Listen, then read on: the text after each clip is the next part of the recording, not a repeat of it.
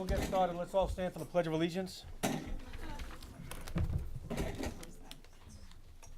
Pledge allegiance to the flag of the United States of America, to the republic for which it stands, one nation, under God, indivisible, with liberty and justice for all. Thank you. You see her stand shaking her head over there? What's that? You see the one over there? No. Yeah. Give me your laptop now. Throw it. No. Okay. If everybody could make sure they sign in on the roster.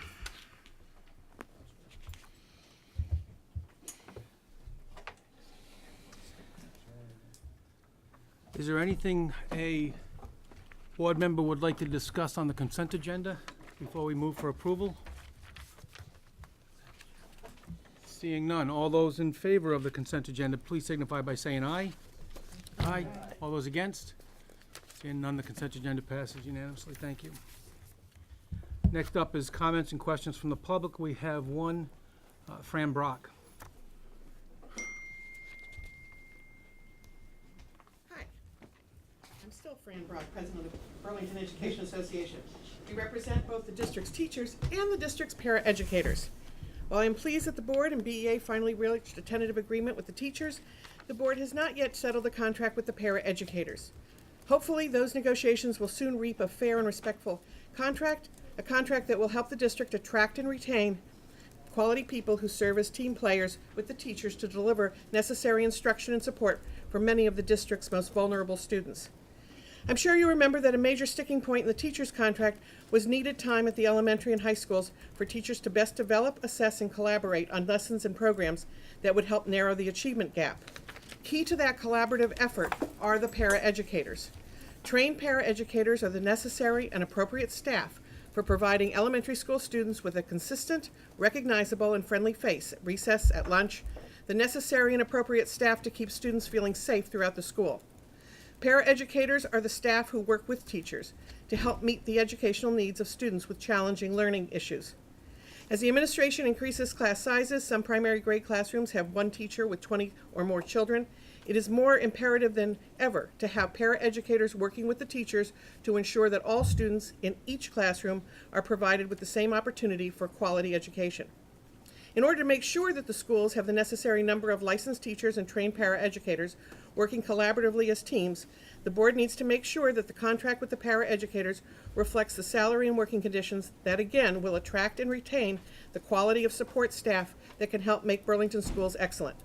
Just as the district over the past few years has lost good teachers, so the district has lost good para-educators because of cut positions and reduced hours. We need a contract that demonstrates that the board and administration understand the level of staffing needed to provide quality education. A contract that demonstrates the district's respect for para-educators, and a contract that gives support staff a reason to work with pride in Burlington schools. Thank you. Is there anyone else that would like to speak? And none, I'll take a board. Are there any board reflections? Just wanted to mention the Vermont Digger story today that indicates that the state is discussing an $80 million gap in the education fund, which I would just like our constituents to take note of, because this is a good time to reach out to your legislators so that Fran's comments will not ring hollow. And I would just like to make the point that Burlington is almost the opposite from the rural school districts in terms of the characteristics that the legislators discuss when they want to cut the education fund. And so I'd just like to implore people to read the article and educate yourselves about the ratios that look very different from the rest of Vermont. And so we bear the brunt of that kind of $80 million gap that the legislature is going to seek to close. And then when it comes time to negotiate contracts, we're in the position, we're caught in the middle. So we've got the legislature taking tools away from us, from our district, and without your voices, that will not change. Thank you. Moving on to focus on learning. Mark? Oh, I'm sorry. I just wanted to, one, acknowledge the fact that I've been gone for 6 months, since March. And just say thank you to the community for their understanding and my need to be away and rehab, and the board for picking up the slack while I've been gone. It's been challenging, personally, and also just not being here, and I'm happy to be back. Welcome, welcome glad back. you're Thanks. Anyone else? Seeing none, I'll close board reflections. Superintendent, moving on to focus on learning for Edmonds School and the BHS update. Thank you, Chair Porter. This is a new area in our agenda. People notice going forward around focus on learning. It gives us an opportunity to crystallize some of the things that are happening in our schools and to give the board and community updates around some of the strategies and some of the good things that are happening. I wanted to just quickly share the last week I had an opportunity to be in a summit with a number of superintendents across the nation, and it really heightened for me the awareness around where we are in comparison to other districts. And I know that we push each other and we challenge in our community in terms of wanting to get better, and we don't settle for a lower bar. We raise at the lower bar. But one of the things with my observation is that we have a foundation that's very good, and we have an opportunity to continue to build it. When you look at districts across the nation and what they're dealing with, and then I look at what we're dealing with, and I'm having conversations with superintendents like, okay, you know what, put it in context. I look at in California where they're working really hard to retain teachers by building housing, giving signing bonuses, and all kinds of strategies. And we have some of those teachers here we hired this year that came from California to be here. Look at Michigan where there's a teacher shortage. They can't even get qualified teachers to stay in the state. And look at places like Ohio, where they've gone to a 4-day school week. 4 days, right? And they're dealing with these type of challenges. And I look at the context that we're dealing with, we have challenges for sure, but the foundation we have is very good. And I hope people don't miss that point when we're debating and talking about how we want to improve. And I think the engagement that we've had from our community and for our board members is what's helped us to sort of kind of continue to be successful. But I really want people to look at the, and you'll see it in a minute, our new vision. At the end of our new vision, it talks about join the journey. And if we could have everyone sort of looking at the energies we're spending around some of the challenges we have and moving forward, I think we'll be much better served. Having a conversation with a superintendent in Chicago last week, and they just passed a $450 million bond in order to keep their schools upright for the next 5 to 10 years. And that covers everything because they had to go to that strategy.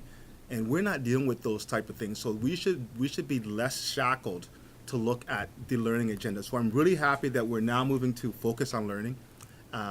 Hopefully now we can start talking about the learning agenda because we have a lot of work to do in that. We do have an achievement gap, and we do have students who are not achieving at the level that we'd like to, and we need to spend a lot of time and focus on doing that type of work.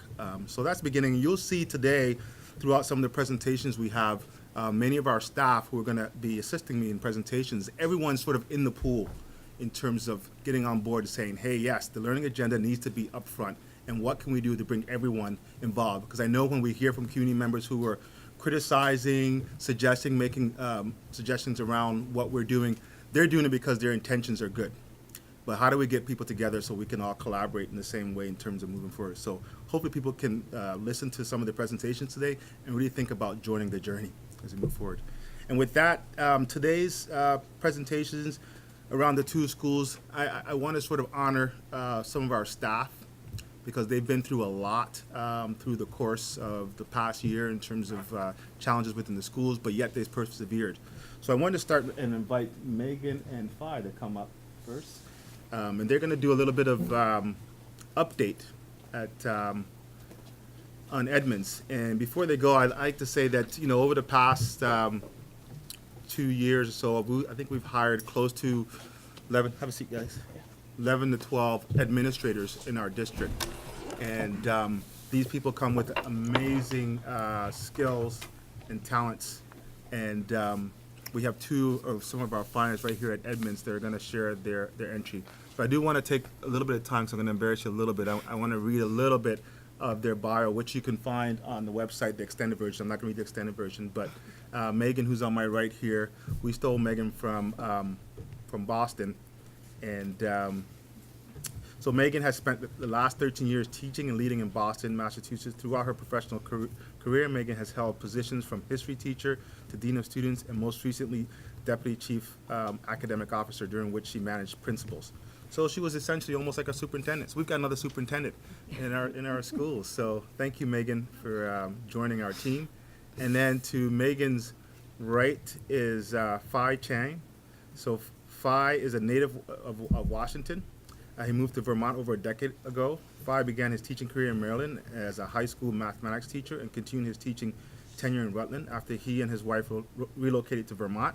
After 14 years of teaching, Phi transitioned out of the classroom and assumed responsibility of STEM and outreach coordinator at the Stafford Technical Center in Rutland, Vermont. So Phi comes with tremendous technical background in terms of helping our middle schoolers in terms of how we're going to move forward in instructional technology. So with that, I'll hand it over to the both of you. Thank you. Well, good evening. Thank you for having us tonight. We just wanted to share a little snapshot of our year thus far at EMS.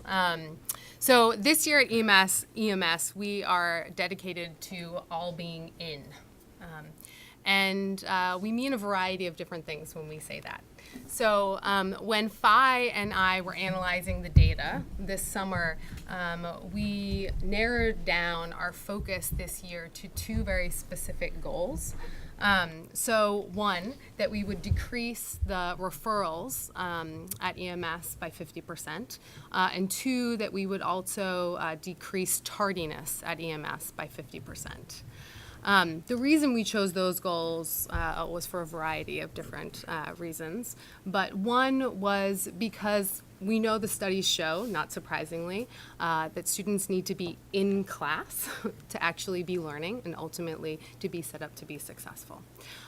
Two, because they were within our locus of control. And three, because we knew that we would have regular and consistent access to the data in order to monitor our progress towards those goals over the course of the year. We've taken a multi-pronged approach to these goals. So we've really kicked off the year by focusing on fostering a strong school culture and climate, being very data-driven in how we're approaching this. And by considering how we're going to increase and diversify our instructional best practices. And then ultimately, by also prioritizing our use of maker projects. We've been challenging our faculty to consider that as well. So when we say all in around the school culture and climate, if you drop by EMS these days, actually, Britton, can you go back to that first slide? You will see the first one. Yeah, there we go. You'll see some students in that right-hand corner sporting their all-in t-shirts.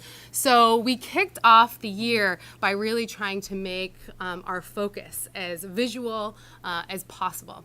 And we wanted to reinforce and recommit ourselves to our commitments at EMS. So respect, support, learning, innovation, and collaboration. And so when we saw evidence of students exhibiting these commitments, we would give them a commitment card. And then we would also publicly in the school over the announcements, sometimes at lunch, bestow the student with their all-in t-shirt. And our challenge was that by September 22nd, we would literally, as a community, be all in. We would have all received our t-shirts.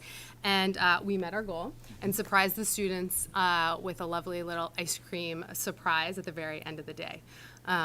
So we are trying to really build and foster that sense of community and build the trust and have a joyful environment so that we're all actually having fun working together. Yeah, of course. Referral, meaning referral to the principal's office, meaning special ed referral, meaning, Thank you for specifying Yeah. that. Yeah. So referrals to the office potentially, Okay. but also referrals to our student support office. got it, thank you. Yeah. So one of the pieces we looked at was not just really setting, and I want to thank the board and Superintendent Obeng for inviting us also to share some of the good work going on. But part of that, it's a great question about what is considered a referral. So in the next slide, one of the things we looked very closely at when designing those goals is the thought that you have to be in class. And if we can maximize class time, we're maximizing learning time. So in our targeting of reducing by 50%, we're looking at those out-of-class referrals. Times when students are exited from class either to the office or to the student support center. So one of the key pieces we really looked at was creating an aligned system that's cohesive. So taking what was our planning room and really changing the philosophy and what purpose it serves into the student support center. So a couple key pieces that we really highlighted is making sure this cohesive system that used the student support center as part of our positive behavior process. We wanted to support students in a proactive relationship building process. We want to support everything back to those 2 goals as a school that were set this year. We want to be centered on building community, skill building, and really moving EMS towards a restorative process. So we're really laying the groundwork this year.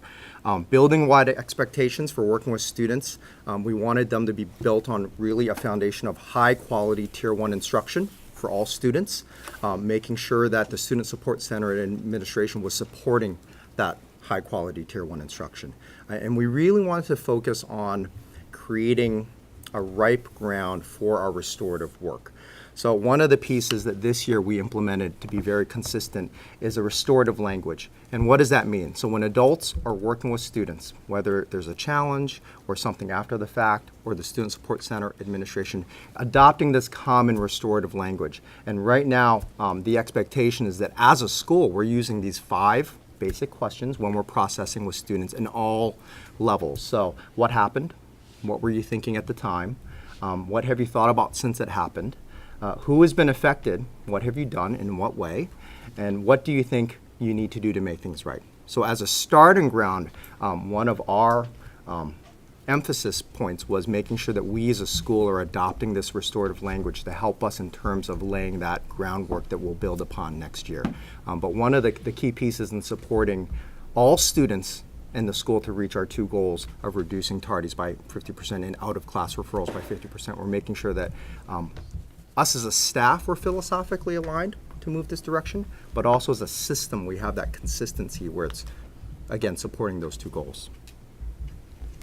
So in terms of really also prioritizing that Tier 1 instruction, we've also been prioritizing getting into the classroom and observing on a daily basis so that we're actually seeing the instruction, we're able to give feedback on the instruction, and then we're partnering that with our use of time on Wednesdays with faculty is very much focused on the sharing out of best practices and really trying to maximize the expertise that we have within the building and showcasing that as well.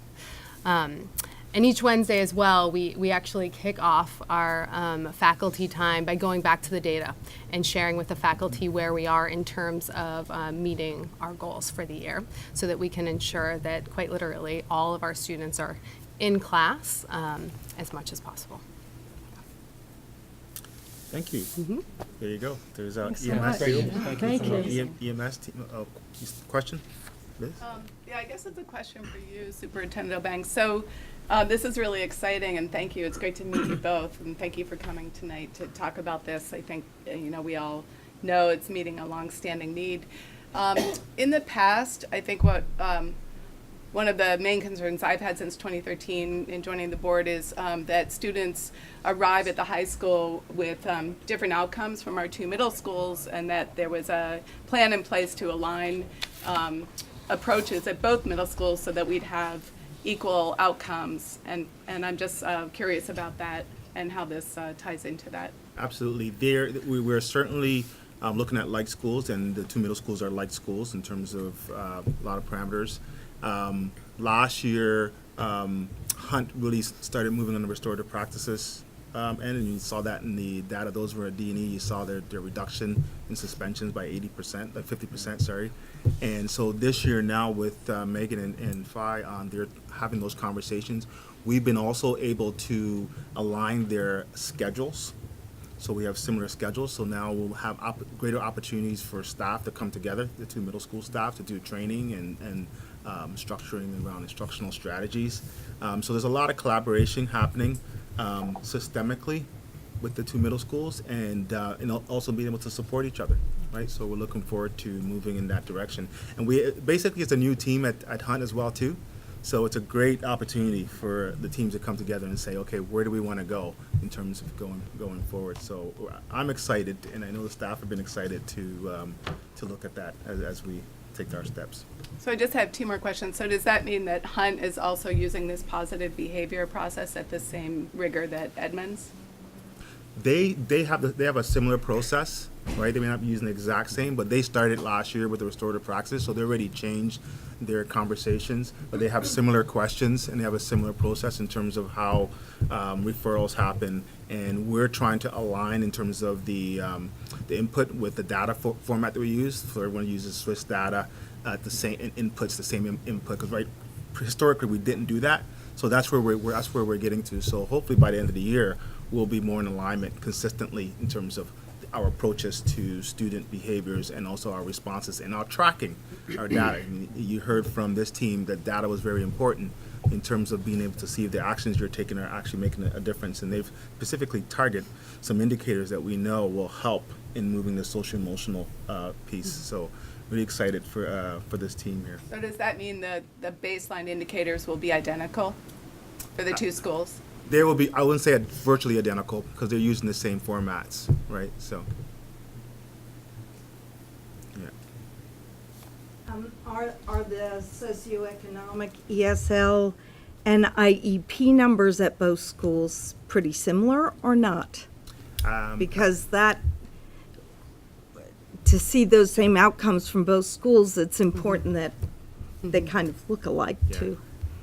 There is a difference in balance, but I believe that Hunt had a high indicator of high Had needs. what? Hunt had a higher indicator of high needs in relation to Edmonds, but yet they were able to reduce the behaviors. So I'm hopeful that if they can do it, that Edmonds can match similarly.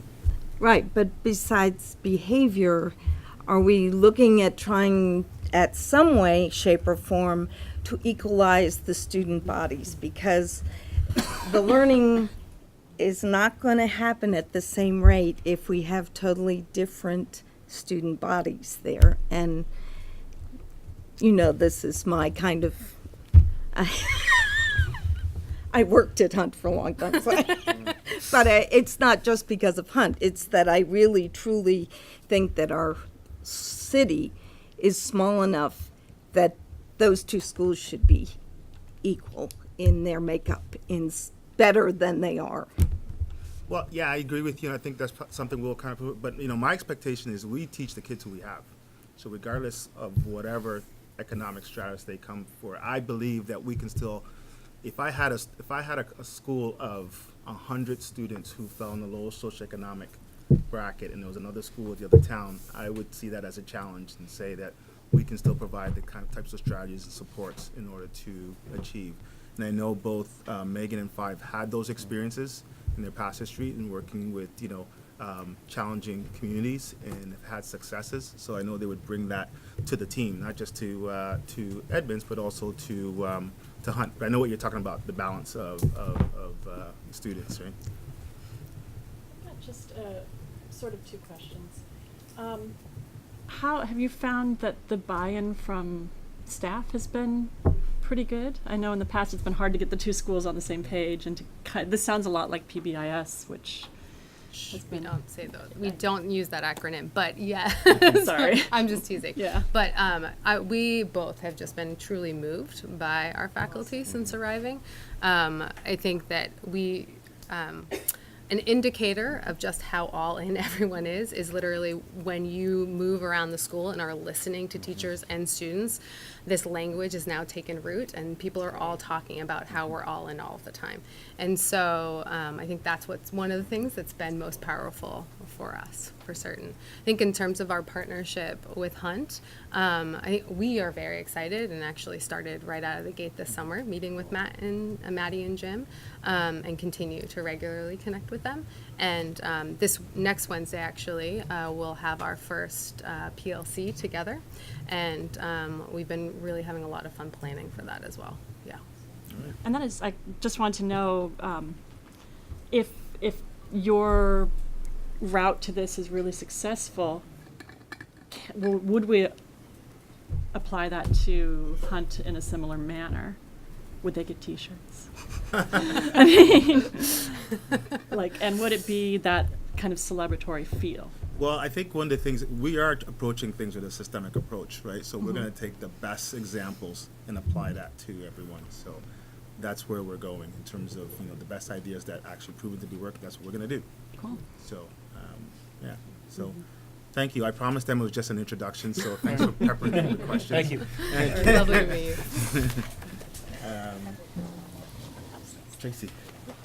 So the next I wanted to do a opportunity to do a BHS update, and we've got a number of elements here that I've got Tracy Rossicott, our principal here, that's going to sort of outline some pieces for us, and we'll get into some details, and we'll share some other aspects of the school as we move forward. So Great. Tracy. Yep, opening days at high school this year were a lot of fun. Go to the next slide, Brittany. We did freshman orientation. We dedicate a full day for freshman orientation before we open the doors to the rest of the school. We welcomed 260 freshmen into Burlington High School this year. It was a very large freshman class, so it has many implications moving forward, so it's important to note. On this day, students were given their schedules, so they were able to see their schedules, meet their teachers. We did a scavenger hunt. For those of you who have had the opportunity to go to the high school, you'll understand that we are a series of 6 buildings that are connected by ramps, and it's a maze. I call the ramps the habit trail. So we arranged a scavenger hunt to familiarize our new students with the building. They had a lot of fun. It was a teamwork activity as well. The students went to all of their classes, and they also met with their advisors on that first day, and then we ended the day with an ice cream social. So it was a lot of fun. I love Orientation Day. And huge kudos to Dan Hagan, who's our Orientation Day leader. He always does a super job in getting our freshmen off to the right start. So this year we are fully staffed at the high school, and we were able to add a full-time academic interventionist position. That person is overseeing a guided study hall with elective credits, and that is targeted towards students who need additional academic intervention, not necessarily students with special needs or on IEPs. So it's a very different kind of position. It's in the making. It's exciting. We filled it with a person who has a very interesting background working with EL students in Europe. We also added a .5 music instructor. Ed Owens transferred to the middle school last year. He's been our longstanding band and orchestra teacher. So he was so good, we need to fill that with two positions. So we hired a new full-time band teacher, actually imported him from the Boston area, and hired a .5 strings instructor, as well as adding 2.2 FTE in world languages. So that means we added a .2 in Latin, and we added a .2 in Chinese. And that's very significant. Though that decision was based on the course survey data that we acquired last, I think it was January, February, or maybe before, when we did that. So that's where those decisions were come by, based on student data and interest.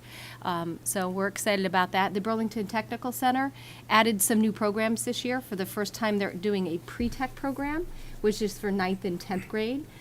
Technical Center programs by state board rules are for 11th and 12th graders. The exception are pre-tech programs. So we've just started a brand new pre-tech program. It is housed in a new makerspace in F building on the campus. It's exciting. We have a fabulous new teacher with an engineering background. We do have some tweaks to work out with scheduling with the pre-tech program, so we do understand the challenges, and we're working on that. They've also added a computer programming program, which is very exciting. We do have students who are taking some computer programming classes at BHS. This is the next level of that. So we were able to hire an expert in computer programming to come in full-time and work with us there. We've also added a section at the Tech Center for an additional an additional class of health sciences.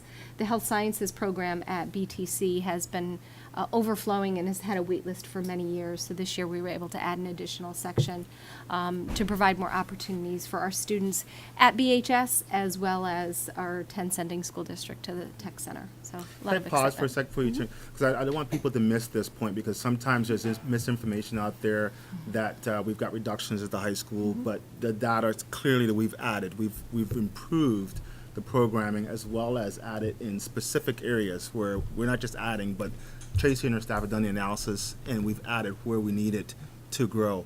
And next month, when you see the staffing report, you'll see that over the last 2 years, even during difficult times, we've actually increased our staffing, right? And you'll ask, how did we do that, right? So I didn't want you to just go by this quickly and not notice that, because sometimes you might hear a different message, but this is the message that Tracy's sharing, that we've actually strategically added where we needed to add based on the analysis that she's done.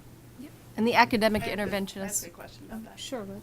Well, it was my understanding that we did cut teachers because of Act 46 and the loss of over $5 million. So we did cut. We did cut. Right? That's accurate. Right, but I'm saying once we But cut. I think people Right.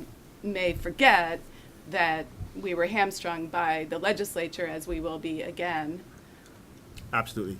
Yes. Yes, absolutely. We're Yeah. entering another, yes, you're right. So just to clarify, yes, we did have to make those tough decisions. But after that, since then, we've been looking at ways to make sure we fill the gaps, Strategically to add where we needed to, so. Yeah, and the academic interventionist was added after discussion with the lead teachers. We have teacher leadership council at the high school. We meet every Thursday, and really that came from them, that this is what we need to help students be successful. There's still more need for this type of position, and for targeted positions in content area. Absolutely, because this academic interventionist is a quasi-generalist, and we definitely need interventionists in content areas, which is something we're looking at now for ESSA. We need to select a content area in which to focus, and that's the next step. So, And what is ESSA? elementary, Every student every student succeeds succeeds success. acts. It's Yeah. the Next follow-up to presentation, NCLB. we're gonna talk Yeah. about that a little bit, so. Okay, next slide, please. Our guidance team is fully staffed. We have Mr. Macias, who is the director of guidance. In addition to carrying a caseload of students, he oversees our CS team, which is a child study team. He's a member of our ES team, which is our educational study team, and he has a caseload.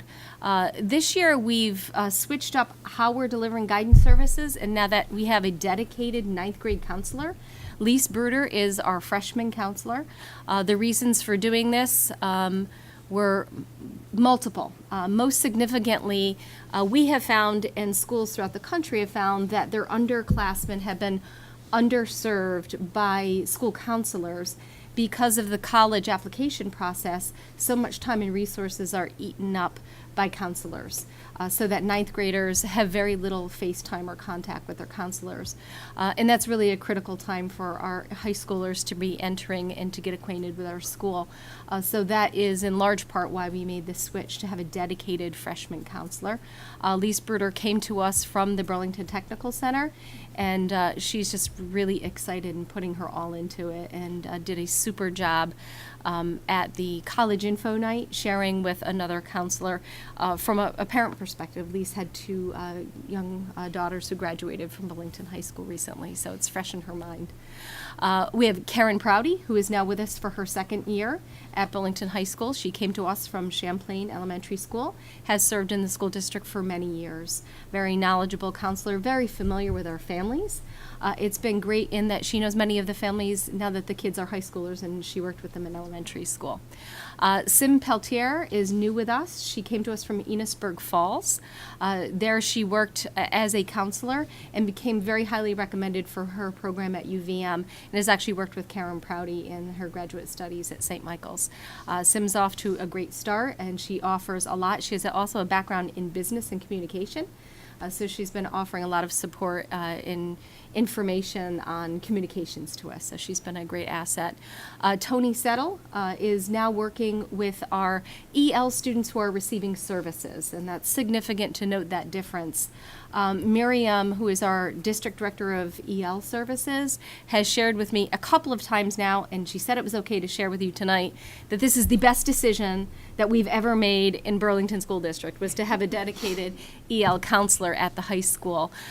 Tony is able to work with our EL teachers around putting kids in schedules and placing them appropriately, rather than those EL teachers having to go to 5 counselors to do scheduling. So it's centralizing it, and it's giving some expertise. Tony was the director of guidance in the Winooski School District. He's very familiar with many of the same families that he's working with here in Burlington. Tremendous asset, and is also an avid cyclist, so we have a lot of fun things to talk about. We have a registrar. Her name's Brittany Langevin, and she's a graduate of South Burlington High School, which has actually come to us as a tremendous asset because Brittany has been able to go to South Burlington and work with the registrar who was the registrar there and get a lot of information and professional development from her. Brittany is a young mom and has a background in business, has a business degree, and very technologically savvy, so she's helping move us towards some efficiencies in that department, which is awesome. And we now have Brenda Rocht, who is half-time with us as an administrative assistant, who also came to us from the tech center. And Brenda's been with the district for many years, formerly supported the adult education programs. Some of the highlights from guidance this year is that the ad drop period ended 2 days earlier than we had scheduled and than where it had ended before. Let's see, we've also, try to see what my next bullet is there. International. Oh yes, we've enrolled 2 international students this year, which is a great feat, and that took a lot of work from the guidance department to get them registered, enrolled, and ready to go. And then there is just simply listed who were the guidance counselors for which letters of the alphabet and which categories. So some scheduling improvements is that we were able to give schedules to students in June that had not been done in recent history, so that students had a draft of their schedule in June. We were able to do a step-up day for students in grades 10 and up. This year, with Lisa's help, doing some crossover with the middle schools as the 9th grade counselor, our plan is to do step-up day for the kids coming from Edmonds and Hunt to come up to the 9th grade and have step-up day with us as well. We kind of did it at the last minute last year because we had an added snow day too, so we took advantage of that. We were also able this year to take a real look at how AP courses were scheduled and to schedule them on opposite ends of the day so that kids could take more than 1 or 2 or 3 AP courses. Some places we have kids taking 5 AP courses. Looking at one of our student board members over there. Overachievers extraordinaire. Yes. And next year we're going to look at that even further and do them on opposite blue and white days. So we're going to refine that every year. The survey that we did helped to define what courses we were offering to, so that was a huge improvement. Some communication improvements that we've had. We were all, I think, off to a rocky start in the district with the website just being launched and not a lot of content on there. So we're still playing a little bit of catch up on that. We are using Naviance, which is the software in which the common application for colleges are sent. All students at the high school have a Naviance account in addition to their school district account. So we're using Naviance to push out communications to the students. We've also been able to identify with our IT department and our office manager, Crystal, a way that we can now do mass emails to parents. We were under some false assumptions in the past on how we could email parents because the Gmail accounts get overloaded if you send too many emails accounts from one day. Crystal, who's the office manager now, was able to work through some technology difficulties so that now we're able to do that with great ease. We've also now tried to systematize our communications, which is a big switch from the past. So now when we have something, it goes on the electronic sign, goes on Facebook, goes on Instagram, goes on Twitter, goes on the Facebook, and gets put in the newsletter. So we're trying very hard to systematize our communications. It's a work in progress. We have a new phone system, automated phone system coming our way soon, so that should even improve it more. So what's new in guidance? Some pretty exciting stuff. Our guidance counselors are now members of professional learning communities, which will be spread throughout the buildings. First and foremost, my priority with our guidance this year was to get them caught up to speed on personalized learning plans. All students in 9th and 10th grade now are required to have personalized learning plans. And our guidance department was not up to speed on what personalized learning plans were and how they were being implemented. By no fault of their own, it was just a systems problem.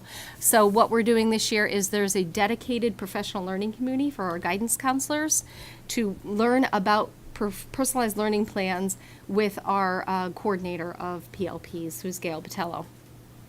After they have that for a definitive amount of time, that professional learning community, we are then spreading our guidance counselors into areas of their expertise and interest.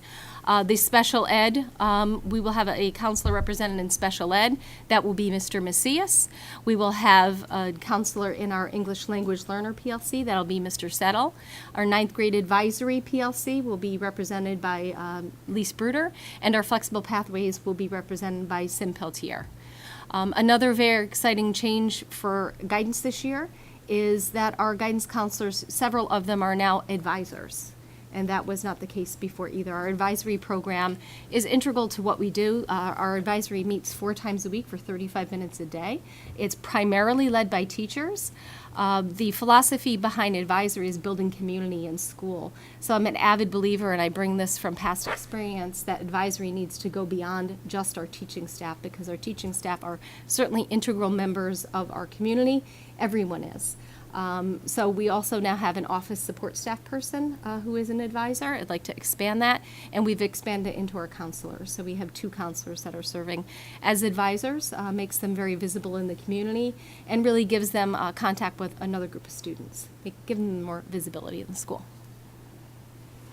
So this is just a quick overview of the guidance web page and how it's being populated with information. As I said, Brittany has gone to South Burlington, and she's also looked at some other models of websites. Not this Brittany. No, our registrar, Brittany. It looked at other models on guidance department websites and how their information is organized. So we've turned to them, and we're borrowing their models. And it was actually pretty neat, because everybody said, go to CVU, look at CVU's model. CVU at the bottom of theirs apparently says, and I haven't actually looked at this myself, says, thank you, South Burlington, for letting us use this. So, you know, we're all acknowledging use of each other's materials, why we create wheels. So we're organizing the information on the guidance website so that it's more friendly by grade level. And as most websites end up being, you just keep adding information, so then it's so confusing it doesn't make any sense. We're trying to avoid that approach. So that's our new guidance website. Always open to suggestions of what needs to be put on the website. At our open house, I actually put a box out that said, tell us what you don't know, because I don't know what you don't know, and put a box out there. And we got some good suggestions of people. I forget that people don't know some of the basic things that we live every day. So that was fun. So this summer, the administration team and I worked on a very focused work plan that has 3 goals. These 3 goals build solely on our work last year. We dedicated to the staff that we would not start anything new this year, and we haven't.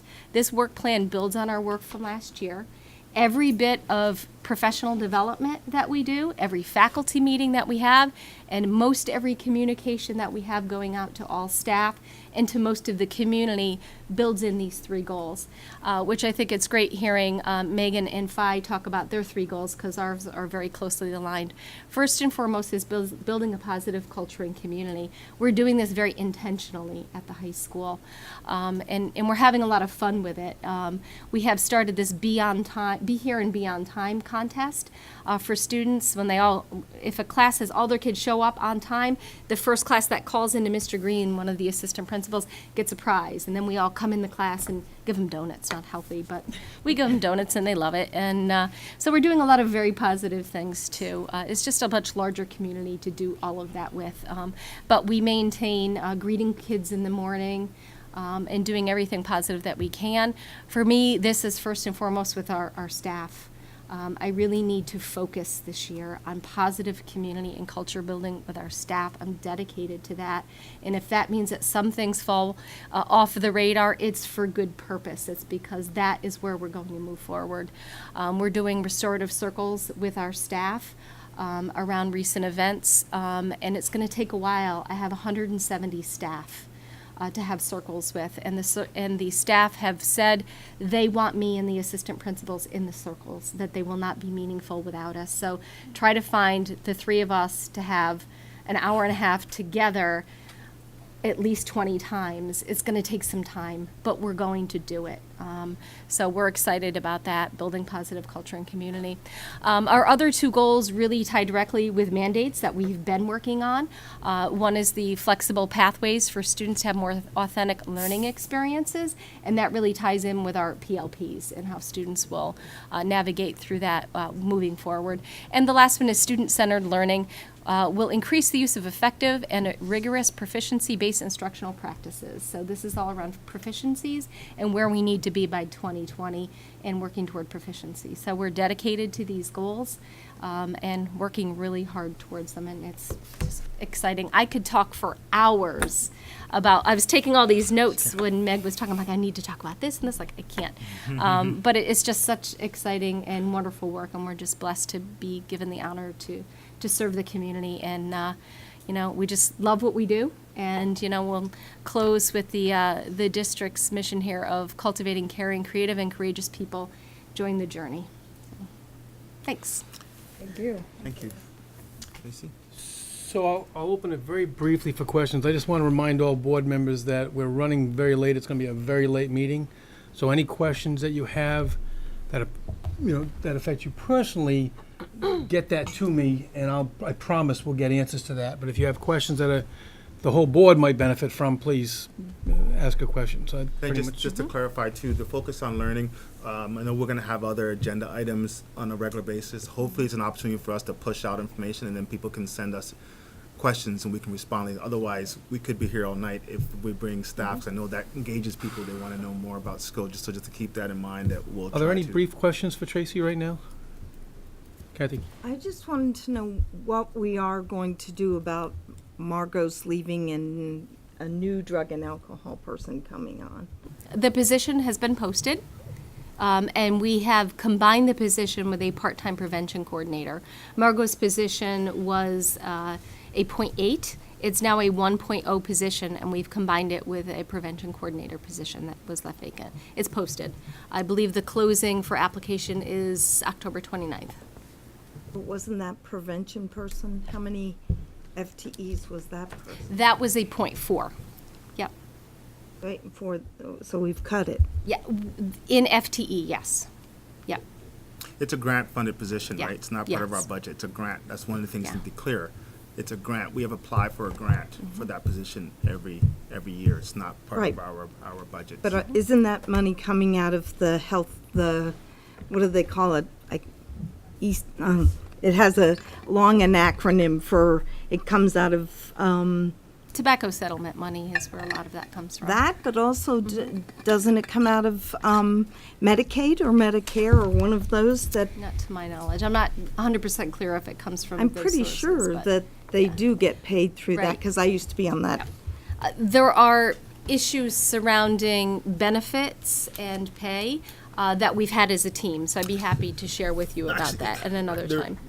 The real issue is, what my concern is, that we have a position posted and we've Yep. revised the position to Yep. meet other needs, and we will have someone in that place once it closes, and Yep. we'll go through that process. Yep, yes. Any other quick questions? Can Right. you just describe how a typical student would come to interact with the academic interventionist? Like, I'm struggling to wrap my head around like that experience. Do they get referred there? Is it just available to folks?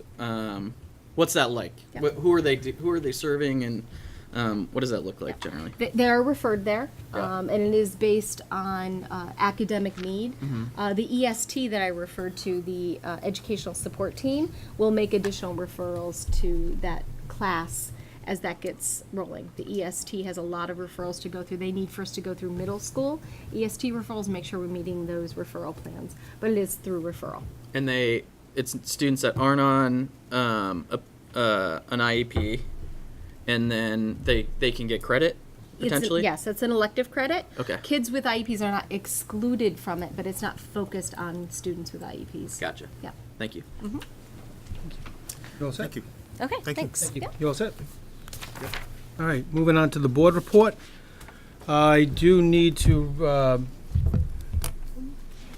Ryan's a little bit too humble on this one, so for those of you who have never seen him before, it's because a little bit late skiing last year, he went over and broke his back. And so he's been down in Boston for 4 out of the last 6 months or so, maybe more, in rehab. So we're very, very happy to have him come back. And thank you so much for coming back to us. Yeah, 'Cause absolutely. Would have been quite easy to say, I can't do this. Happy to do it. So thank you so much for being here.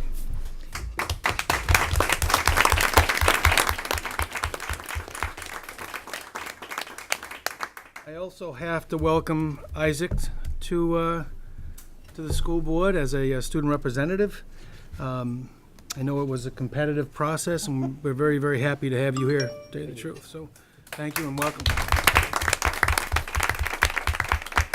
Isaac's bio's on the site as well, too, so he didn't want me to read it out, so. And lastly, there's a board member missing. She will, Lauren Barras-Beatty had to resign because she moved to Winooski.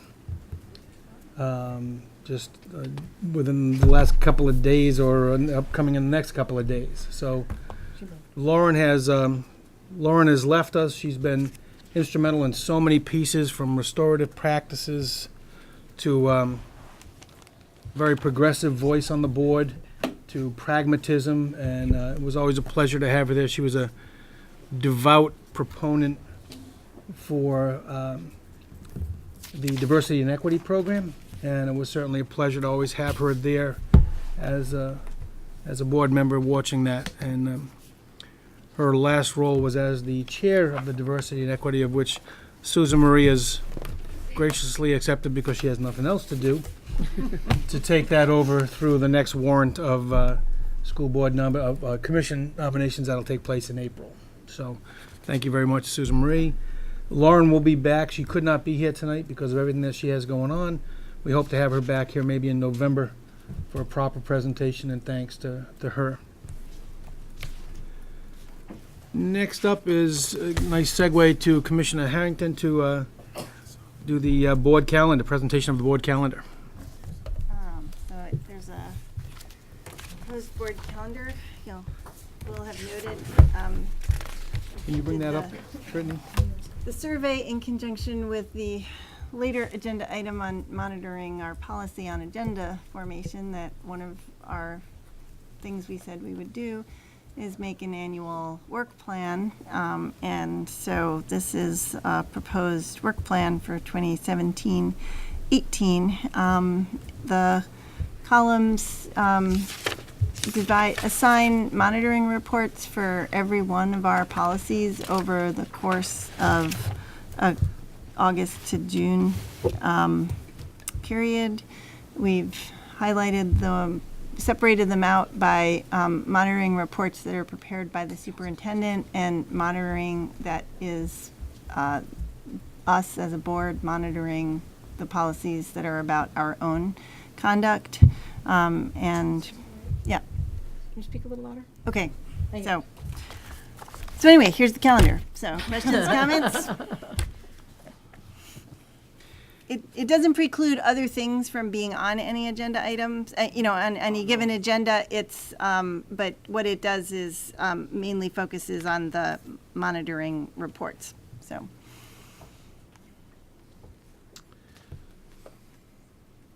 Do you have a question? Actually, I got Senior Director Lavery over there at the same time. Is there any point in here where there's the analysis of the audit? Yes, there is.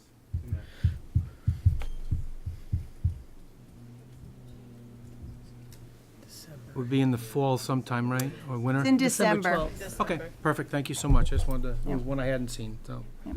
I appreciate it. Yep, got it, thank you. Any other questions on the calendar for Commissioner Hampton? Commissioner Seguino? So just to clarify, this looks great, and it's just extraordinary to have our work laid out for us in a way that's really systematic, and we can plan on scheduling things so that have time to consider things. Just wanted to check with you with regard to any amendments to this. So if there are things that we think should be up there, what is the process for amending this, and will this calendar be posted for us? Yes, the calendar should be posted. I think we're gonna have to figure out how it goes. I mean, for instance, we could put on this calendar when we select dates for some of the community engagement work, we could add them to the appropriate point on this calendar, but there's nothing to prevent somebody from saying, Mark, in our November meeting, we should have this agenda, can we have this agenda item in November? So this isn't a prevention of us taking up any work so much as it's a plan for, what was really driving it was a plan for making sure all of our policy monitoring happens. I worked with Yao and a few other people in coming up with drafts that would try to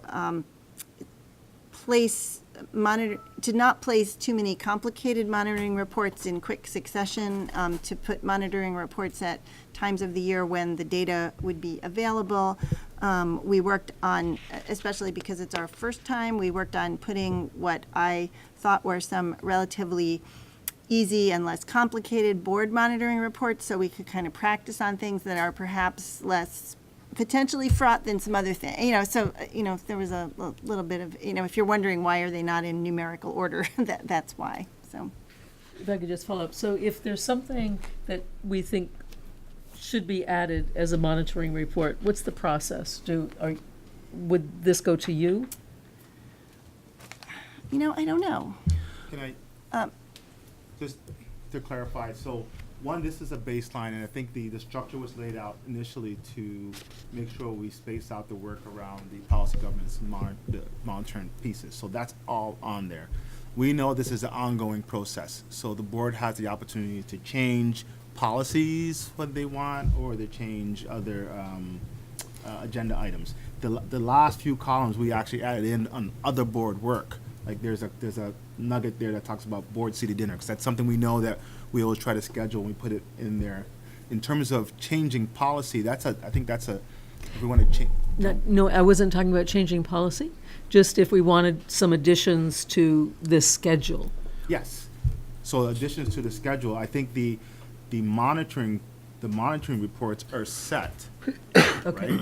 Additions to the schedule, in terms of any other things, I think you just go through the. So it would come through, to it would come board. through me to be negotiated with the superintendent to make sure his staff agree that that month is appropriate, or whatever it might be, yeah. But you guys are good at coin, so if all of a sudden there's a new training requirement that comes down from the state for the school board, and we don't have it showing up there, how do we get that in agreement with the district to make sure that, A, there's, there might be necessary funding available, and so on, to where what month would that fall perfectly so that it can be managed. So I agree with Other you. simple things as, the board decides they want to do a community meeting on, and it's just getting it on the agenda, just to say that this is where you want to have it. I just wanted, it was really just a simple question, because so often if we're not clear about the process, Right. we exchange a lot of emails. And I thought, just Send it to to have that Mark. clarity right now. So the chair would be the person who would receive that email. Yeah, unless the board decides to change that process. But I mean, Okay. right now, our agenda setting that's the process in terms Okay. of going to. Commissioner Curry. Chair. So it's important to remember there are two tools. There's an agenda, and that's its own policy, and that's a tool for if there's a training, people follow the protocol of setting the agenda and get it on the agenda. If there's a monitoring policy we missed, then certainly we need to add it to the calendar. What I might suggest or ask or request of Superintendent Obeng is that we have a linear list of each month and what monitoring policy will fall under that month, because not everybody can absorb information in this format, and so that would be like on the back, you could just turn it over, and it would also allow everybody to align a linear list with the way the policies look. When you look at the governance policy handbook, you can go through the governance policy handbook table of contents, and then it would match the list on the back of this, and we would know that we've hit all the monitoring policies. We don't think we missed any, but We didn't miss any. going through a list. So maybe we could have a list or the table of contents Yeah. by It's also month. posted, yeah, we could do that, and it's So also some way posted to on our just site. make sure. Yeah, we can we can create a list for board members, and it's also. And on our also for the website. public, I think this is a very complicated format to follow. So, you know, if nothing else, for the public to be able to look at a list and then look at our governance policies and match them up would just be more user-friendly. Okay, we could do Commissioner that. McLaren? Thanks. Yeah, well, first of all, I want to thank Susan Marie because I find this immensely useful, and Superintendent Obang. And I think it's a very useful tool. I've been on boards and used this tool, like almost exact tool, and I found it very, very efficient in planning time and planning our agendas. What I might suggest is that a standing agenda item that we could have is future agenda items. There are always going to be cases when something comes up, or there's a new requirement, or something's delayed for some unforeseen reason where we have to adjust maybe which reports we see when, or we have something comes up in a conversation about a school or the district in general where we want to see a future report or get more information back. And so the very last thing I've done in other boards is if something came up, to bring it up, then talk to the suggest it as an agenda item at a future meeting. Maybe we can find a way to plan it, plug it into the calendar, or we have Mark do that. But at least that way, it gives the district and Mark a month of heads up, so we're not scrambling to find some time or find the right time towards the end. Where were you a few months ago? All right, we'll go ahead and close out the presentation on the board So calendar. should we have a motion to adopt this monitoring plan? We can. Are you making that I motion? would like to make a motion that we adopt this calendar for our monitoring I'm going to give reports. Commissioner McLaren an opportunity to be his first motion as a second. Yeah. Any discussion on the motion as it stands? All those in favor of the motion as read, please signify by saying aye. Aye. All those against? Motion passes unanimously. Thank you so much for all the hard work on this. I know it took you like 4 or 5 months on this, so it was great work. Great work. I learned how to make a new line inside a spreadsheet cell. You So did? improved my technical skills. I mean, Alt-Enter? Yeah, Yeah. yeah. Good for you. Didn't know that. Didn't do that. It only took 3 months.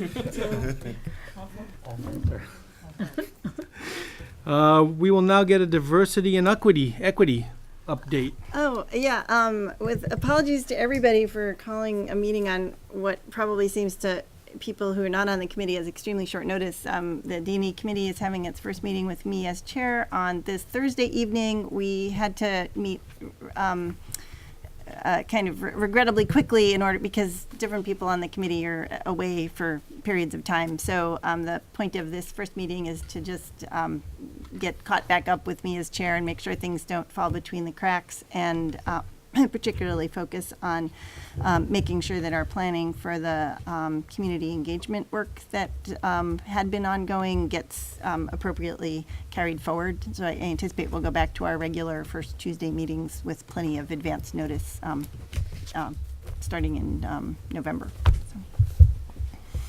Any questions for diversity and equity? Can I ask a question about the data? Are we discussing the report No. itself? No, we're only talking about the class. Oh, that's later. That's a separate one. And next up is the negotiations update. Commissioner Seguino. We have a contract. Yay. Pardon? Teacher's contract. Teacher's contract, yes, yes. Yep. Teachers. Anything else? What's your update? Oh, wow. That was We've caught up on sleep. astute. No, I saying a little facetiously, but it was a very intense period of time, and I want to appreciate the work of all of the board members and the BEA and the community, and I'm glad that we have gotten to the other side of it, and I think there were a lot of lessons learned, and I think in many ways, Fran Brock was at an NPA meeting the other night, and I think made a really good point that the BEA took the opportunity to spend time explaining what teachers do. And I think there are ways in which the community was educated about the school district, however tense the process was. And so I think there's some good that came out of it, and I'm very happy we have a 2-year contract. Thank you. Can I ask a question? Yes. Pleading ignorance, is there a timetable for starting Tomorrow. communication with Tomorrow. the para educators? Oh, for the paras? Yeah, for that Um, contract. that's a What's the question for the- timetable? I'm not sure when it expires and. That's already in progress. Yeah. Okay. And in closing out the board side, I did want to make a call out to Senior Director Lavery. I looked at the cash flow report, and we've been 2 years without having to dip into the borrowed money or the line of credit. So it's really absolutely phenomenal that our debt service has flown like that. So I just wanted to thank you, Nate, for all the hard work on that, because that's really phenomenal. Hey, don't worry about it, okay? We can't talk about it during the consent agenda, so because I can add it on now. Okay, any further questions on the board, to anything discussed in the board report? All right, close it out. Student commissioners. Yeah. So first off, tonight was the boys varsity soccer team's senior game. We played CVU and we won 2-1, so that was exciting. Hopefully we'll make another run for the state championship. This week at BHS is Spirit Week, so Monday was Pajama Day, today was Jersey Day, tomorrow is Decade Day. Senior games are happening in all of our fall sports. Monday was girls volleyball, today was boys soccer, tomorrow is girls soccer. Friday might be football, and next week is boys volleyball. So also at Burlington High School, there is a new social justice union that has been started by 2 or 3 students at our school. There's also been a refugee outreach club founded at BHS by a senior, and their main project is to volunteer and peer tutor at the Burundi Heritage School on Saturdays. Isaac? So tomorrow morning, sophomores will be taking the pre-ACT and juniors will be taking the SATs. Freshmen and seniors will be arriving late at 12:30. So the first quarter is about to end next week, and students are working hard to finalize their grades for the end of the quarter. And on October 23rd, there's a Coretta Scott King winner, Jacqueline Woodson. She will be speaking at the high school, and it's a community event hosted by the Vermont Humanities Council. Any questions? That's it. Isaac, nice job. Yeah. I just wanted to congratulate you all on the first issue of the Register and make a plug for Oh, board yes. members to subscribe to the Register, because it is like you can learn more about the schools by reading the Register than just about any other way. So Yes. it's $20 this year, and it's really worth subscribing. And I think you get it mailed to you, right? You do, and you can also read the paper online at bhsregister.com. Nice job. Thank you. Any other questions for the student representatives? Seeing none, we'll close out that portion, turn it over to the superintendent for your report. Thank you. First, I want to welcome Isaac and Ryan. Welcome to join the board. And one of the things I wanted to note for board members that all the items that we present on the board agenda, you'll notice there's a brackets aligned with one of our policies. So we're trying to stay sort of consistent with following the policies, and you'll see some of these items that we're presenting sort of compiled in the annual report to show the evidence of meeting the compliance of those policies. So if you're wondering what those numbers mean, that's what it means. So for A, I wanted to, under policy 1.1, I've got Trevor Prusak here today. Victor? Oh, sorry. That's a new one. That's a new one, right? I mean, not just by you, by anybody. Victor. And Victor's going to share a little bit of data. Stephanie Phillips was going to join us, but she had another engagement as well. But we're going to show a little bit of data in terms of our system data for the school year for last year. We just received most of the data from the AOE just most recently, so we've been able to compile. So over to you, Victor. Hi, everybody. Good to see you.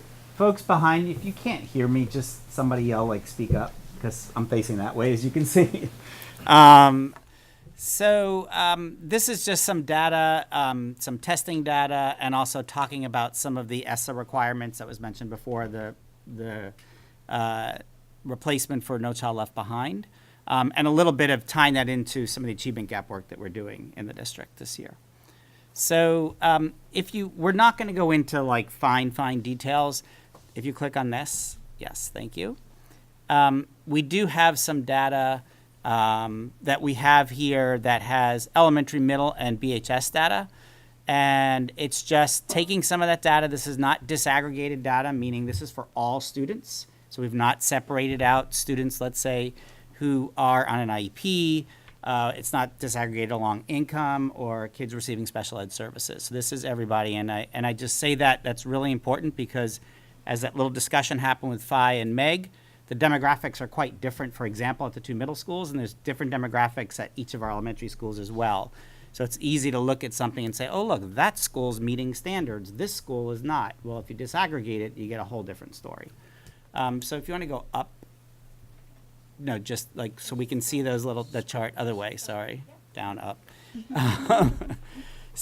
I actually can't read the numbers that are in red, but those that are in green, it's the color. It's not that helps a little bit, but it's the color and the angle. But I'll help you. So those that are in green are students that are meeting or exceeding the state proficiency levels. And so if you go over to the far right where it says Vermont 49% grade 3 ELA, that means 49% of all the students in the state of Vermont are meeting or exceeding the proficiencies in English language arts on the SBAC test that we took this past spring.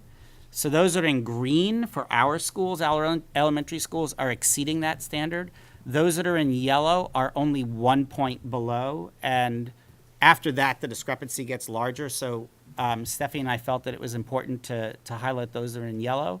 And those that are in red are not meeting that standard. So they're not meeting that same percentage, the state percentage. You see the same data for math that's there as well. And then if you go down now, Brittany.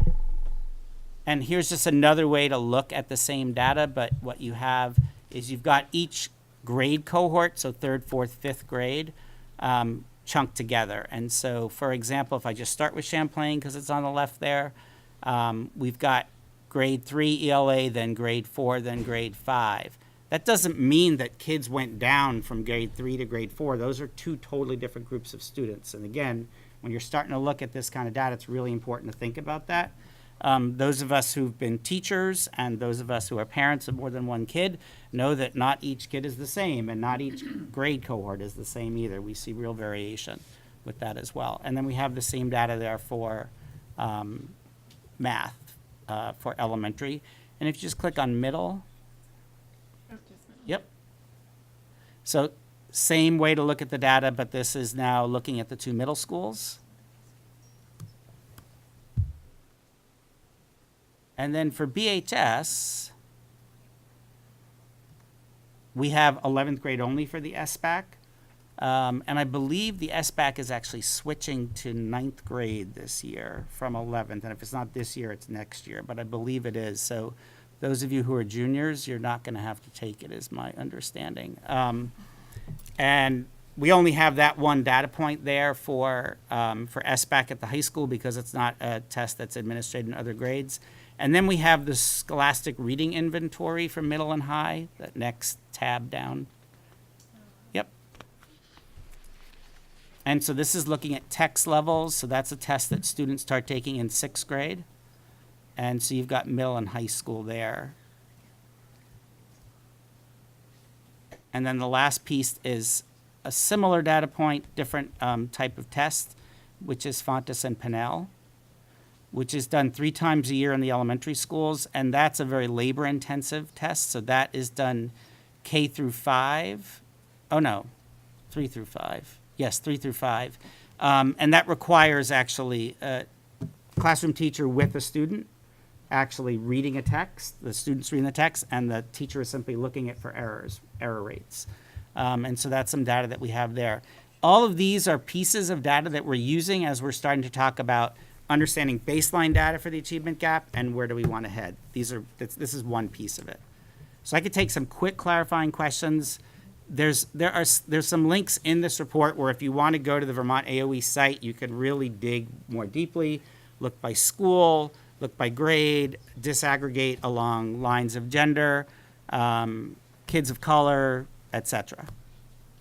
So any clarifying questions? Yes, Mark? This wasn't attached to our agenda. Could we have this it'll be provided? posted. Yeah, we've been kind of having the practice of attaching presentations after, just because sometimes they change last minute. Okay. So I'll have it up tomorrow morning. Okay, thank you. Are these slides on the website or are they just for the board?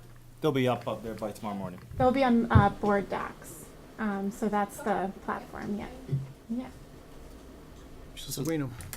Victor, can you give us your overall assessment of what you think these data look like or what story they're telling? Personally, I feel when you look at the data that is not disaggregated, it doesn't tell you much of a story. We deliberately chose not for this presentation to disaggregate it because we'll get deep into the weeds really quickly.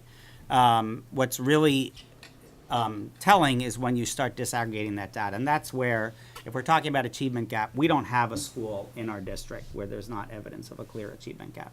Now that is true, not every school nationally, but just about every school. And so that's where disaggregating that data really becomes more helpful. Yeah. Could I maybe push that a little bit further? Sure. When you look at Vermont percentages of proficient as compared to the individual schools, the Vermont data are not disaggregated either, right? Correct. So that's an apples to apples comparison. So I was wondering about your thoughts on that. I don't actually think that is an apples to apples comparison. It's an apples to oranges comparison because the makeup of our kids doesn't look like most of the state. At the same time, and I think I shared this when I met I think it was in August in Edmonds Middle School at a committee meeting. I think it was a committee meeting around the achievement gap. One piece of advice we had was to definitely look at some external cohort, and one of those should be your own state. So it's not something we're going to not do. And I think I brought up that we're considering possibly looking at another city that has similar demographics like Portland, Oregon, as another point of comparison. So it's not that it tells no story. I feel it's pretty distorted. And also and I think as an economist, you appreciate this, the number of people we're talking about in the state of Vermont is so small, and even in our district, which is the largest, that it easily can be skewed one way or another with a handful of kids. So you have to be careful. Yeah.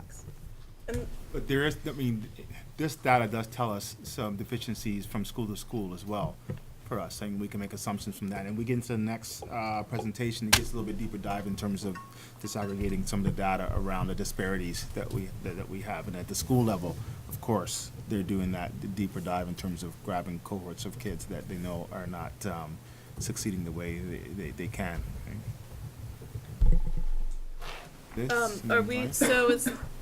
Is the rationale for looking at this now because it's when is this tied to the state reporting cycle? Or what's the rationale for looking at this now? The state requires this. Yeah, the state It's part requires of us to ESSA. share it, but we've also, we don't get the data until, I think September or something like that, because it's last year's, right? Right. We wait for the state to do their work with it. Yeah. And I know that, I think we wanted to do it for the last board meeting, but we didn't have one, so we Right. kind of moved it, so. And is this on the state website, like when you go to their data page? Yes. You can Yep. pull it up. And there's a link at the end of the presentation to take you there, and you could look at it. I mean, you can't look at it like this with the pretty graphs, like we did that, but you Yeah, could look but they school by have- school or Right. district compared to state. Yeah, through that data reporting tool they Yes. have. Yeah, Yeah. okay, thanks. Ryan? One of my understanding of ESSA as compared to No Child Left Behind is it allowed the state to start measuring, as opposed to measuring cohorts of third grade students against this year's third grade students against last year's third grade students. We can now start measuring and labeling success the growth from third grade classes fourth grade next- when they're in fourth grade next year. And is that's part of our plan? And Yes. is that something we can see in this data, or is that something that is not in that data that you see up there? Yeah. That is definitely something that, now that we're in the third year of SBAC, first year was sort of wonky data. Yep. But we can already start going on the site and looking at data from 2015, 16, 16, 17, and then so on. Again, something tricky about that, we have an attrition rate in our district over the last couple years of around 12.5% of our students a year, which is fairly normal for an urban district. We gain about 12.5%, so it's not like we're losing kids. And so then it gets tricky too. I mean, if you're talking about a school like Sustainability Academy, in the given grade, they might have 30 kids. Yep. And if 12 of those kids are gone 2 years later, you're really not comparing the same kids anymore. And yet, and Yao often says this, is like, we have the kids who we have, just like you talked about, like, we have the schools that we have. And so that's not an excuse, but it just, we have to be a little more careful with making assumptions. But yes, it's a growth model that we're looking at. Great. But can you not take those kids out that are new, or take the kids out that left? Yeah. And look at the data so you see what's left, to see if they're really, so you can tell whether what you're doing is working. Yes, and one of the things I think that's pretty common in education circles is to say, if you've had a kid for 3 years, that's your kid. Like, you can't start making excuses like, oh, well, they came in, they left, they... Structurally, I know that the AOE has been working in the last 5 years to provide districts across the state with a data collection tool, which they haven't been able to do. It's unfortunate because when I was in Ontario, each student had a number from kindergarten and would track it through. So regardless where you went, you could get the data on that student in terms of, you can see their progress, and you can put them with their school, you can put them, even if they move schools, you can see that. And I'm hoping that the state is working on that, because they've been working on it for 5 years, so I don't know when they'll have, but that would help in terms of being able to track students, because we could track students who've left us and see what their success is, and we know if a student's with us for 5 years, what their level of achievement is, as opposed to students who are only with us for 3 years, and that kind of thing. But that's just all data, right? The exciting part for us is, what are we going to do to make the change? Yes. And that's another conversation in terms of the achievement. Okay. So Brittany, there were more slides after that. Some of this is redundant for some of you, not necessarily for everyone on the board, nor in the audience behind me here. But when we look at achievement gap research, there are some things that come to the forefront. Some of these things I presented in August. Some are pieces that don't come out of that work that we did at Harvard this summer. So thinking about high quality instruction, good job-embedded professional development, and supporting teacher collaboration. So there's some acronyms next to some of this stuff, so professional learning communities after that. High-quality teacher recruitment and retention, systems of academic support for kids who need that extra support, much like Tracy was talking about for BHS. Preschool programming, and we've been increasing that in our district, but there's still huge waiting lists for kids to be in preschool programs in our area. To help with school readiness. The family-school partnership piece, structures and strategies to reduce school suspension. So we put restorative practices next to that just as a placeholder. That's not the only thing one can do. And then engagement with the community and businesses. So that hits on the 5 pieces that I did talk about in August as strategies that the Achievement Gap team's going to look at, but then it adds some more. Next slide. And then there's the monitoring data part. So this is that tie-in with Every Student Succeeds, ESSA, and the Achievement Gap work. So we're required more broadly to look at data and data that defines achievement. And so in addition to the required list of new indicators that come out of ESSA, we're looking at additional sources, including kindergarten readiness data, dual enrollment at the high school, and I mean, there's more options that are in there as well. And so for the ESSA requirements, we have math and ELA requirements, and we're going to be using the SBAC for that. There are science indicators that have to be there. There's a new standardized science test. We're leaving the NECAP and moving, I believe it's actually an SBAC test. It could be a different consortium that is going to be piloted by a bunch of schools this spring. And as of yet, the AOE has not chosen Burlington, but we generally get chosen because of our size and our demographics. PE indicators, career and college readiness as listed under Act 77, looking at post-secondary outcomes by looking at alumni and what are they doing 3 years down the road, 5 years down the road, whether that's college or career or a combination, and then 4 and 6 year graduation rate cohorts.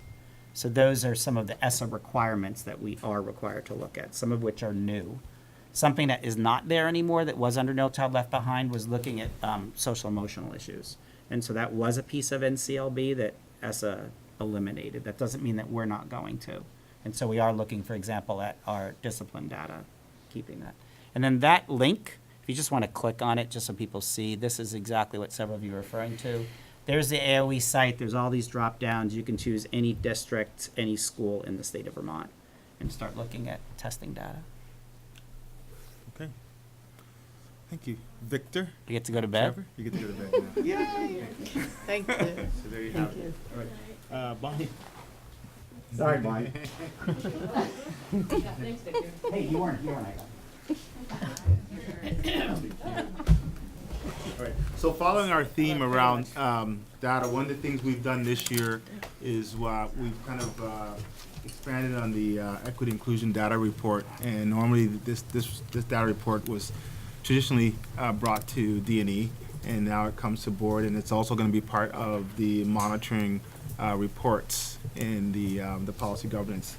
So we've got a quick report for you in terms of looking at this data, and it aggregates some of the data for us and looking at some of the pieces. I hope people have had a chance to kind of look at it a little bit, so we'll try to go through highlights and then set for some questions.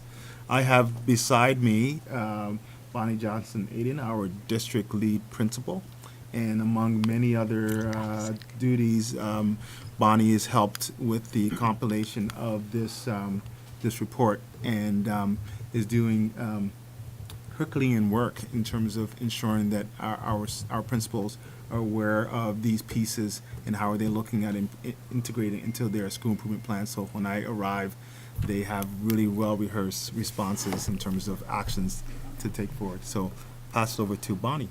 Yeah, I thought you were doing it. Oh, I can start. Yeah. Sure. So see how good I am? Giving me work already. Yes, exactly. All right. You're going to start. I'm going to help you. Yeah. If you want to scroll. We'll see the executive summary. Yeah. So a little bit of different change in format for those of you who are familiar with the previous report. So I thought it was important for us to do an executive summary at the beginning, just to kind of do an analysis of what all the data is presented. One of the things I want to say up front is that we do have an achievement gap in Burlington. At every level, there is an achievement gap. So what an achievement gap means is a disparity between students who are maybe traditionally marginalized or underrepresented in sort of achievement, and the students who are or in cohorts that are traditionally high achieving. And so for us, we're looking at students who are following the ELL cohorts, socioeconomic students of color, and disability. Yeah. So one of the things we've added to this is also the suspensions, because we know that is a factor in terms of achievement. When we have students who have lost instructional time, that means they're not in school, they're not learning, and they're not able to achieve. I'll do a quick summary because Bonnie's going to do the deep dive. One of the things I'll say about the suspensions is from last year, we did have a reduction in out-of-school suspensions. I don't remember the numbers there, but I know it was about 40 to 50 students. But we still have some disparities around specific cohorts, right? So that's the area we have to focus on. So we've done some work overall in terms of reducing the suspensions, and you heard today around some of the strategies that are happening in terms of referrals and monitoring. Now we have to do the deeper work in terms of the specific cohorts that are still being overrepresented in those areas. But that's the good news, and the bad news, we still have to do that part. But we'll continue to do that. Even in those cohorts, there are areas that we've seen improvement. But particularly students who have IEPs, that's an area where we've had increase in suspensions, right? And that's concerning, and there's a number of reasons why we can go into that in terms of what happened, and it details a little bit in the report a little bit, but we can talk about that as we move forward. In terms of the academic achievement, we looked at honors, AP classes, attendance records, and also, I forget what's the other category. Yeah, the math and SBAC, and looked at that. And once again, we do have an achievement gap within looking at those parameters. You'll see when we get into the data sets where students are being successful and where we're still underachieving. And then we're going to talk a little bit about one of the things I know we didn't have in the report in the past, and I kind of had a dilemma around whether we should. I know this is a data report, but I did feel that it was important for us to put a little bit around actions that we were looking to take to make the change. So we've included that in. I know that wasn't maybe the initial intention, was just to get the data. So I'll try not to get into too much of the actions, but we'll talk about the data piece, and then we'll talk about the next steps as we move forward. Well, the data piece was the piece that informs what we're going to be doing as we move forward. And has everybody read the, so as Yao said, we have obviously some disparities that we want to look at. And we spent time looking at income, and that's one of our areas where at this point in Burlington, your address does still predict your academic success. We also, and we'll talk a little bit about this at the end of the report, is we want to find other ways to think about what academic success looks like, particularly in light of Act 77, which is the flexible pathways. And right now, we've been very narrow in our focus in terms of academic success, and we'll talk more about other ways in which we'll want to do that as we move forward. Our English language learners, one of the things that's really important here is that we did see a decrease in suspensions over the course of the last 2 years, which is encouraging. Yeah, I spoke a little bit about the issue around our students on IEPs and disabilities and the fact that there's an increase. And what we've learned and what we know is that the students that we're seeing, some of the students that we're seeing are really dealing with high levels of trauma. And one of the things that I'll talk about later is what we're doing around sort of trauma-informed classrooms to help address that. But we definitely have kids who come to us who are really struggling. And what we're having to distinguish is whether or not their suspensions and their lack of success is about their disability or is it just behavior, because behavior is actually what typically gets our students sent home, and we're really working hard to not have that be the case. And so we're working closely with Laura Nugent, our special. One of the things the state has sort of outlined for us is that we, in Vermont, we have an increase in poverty in students who are, and we have an also increase in special ed. And when I looked at the state data, it very much mirrors what our situation is in terms of our needs going up and the resources, of course, going down. So that's reflected in the data in terms of, so that's one of the challenges, I believe, around the area of ability and IEPs in terms of not really having the resources in the right place to support those challenging students that need that kind of support. And you'll note in the ability category that from 2015-16 to 2016-17, that we had an increase of almost 50 kids with emotional disturbance. And that's really troubling, and it's an area, again, it speaks to our support and what we need to be providing students as we move forward. But that is definitely the biggest increase, as well as the developmental delays. And we're fairly convinced that that's a reflection of just the opioid issues that, everybody around the state is dealing with and struggling with in terms of trying to get a handle on how do we really wrap around our students and give them what they need so that this isn't the situation. I won't go ahead. So I guess I will move into that, because one of the important pieces there, and I know that the Secretary of Education is really having us think about the piece of keeping students in the classroom and educating them so that they're getting first best instruction. And so that's definitely the connection to the achievement gap. And so that is our ongoing challenge, is to make sure that our students can stay in the classroom.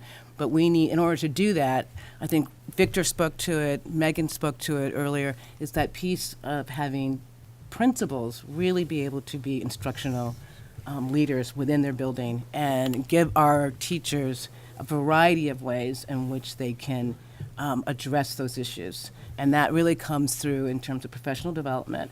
And one of my key roles in terms of being lead principal, in addition to meeting with principals, the reason I meet with them and what I do is to support them in the alignment of what's happening K-12 in every building, as well as hold them accountable for the initiatives that we put forward, which hasn't been the case in the past, because we say we're going to do something in different schools, go off and do it in different ways.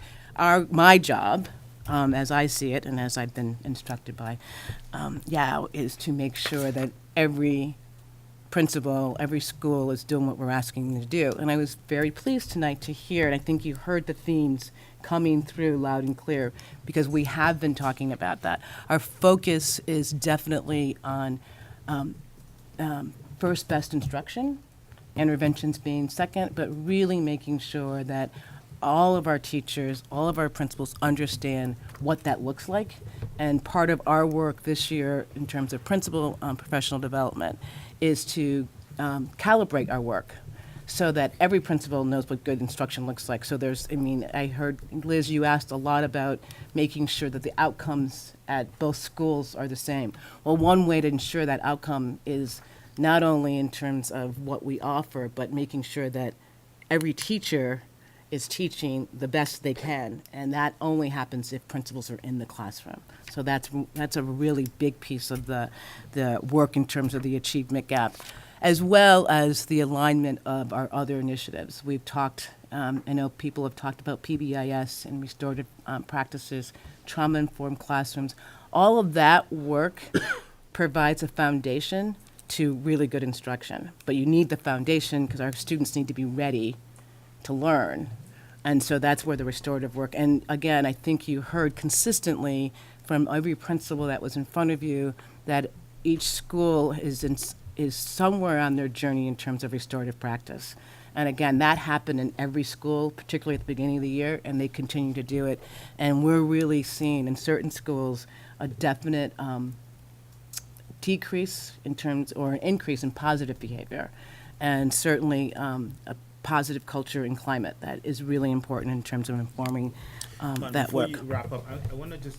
Did I miss something? No, you didn't miss anything. Oh. I just wanted to go back to this chart Oh, here okay. for those who haven't had a chance to kind of See it? Look through, because Bonnie just talked about the actions. We know that the foundation of students feeling a sense of belonging and being in school is where it starts before we even get into the instructional pieces. And without doing sort of full intentional work in all our schools, we have seen some differences from last year. So if we look at this part here, you can see the free reduced lunch students, the difference from 2015 to 2016.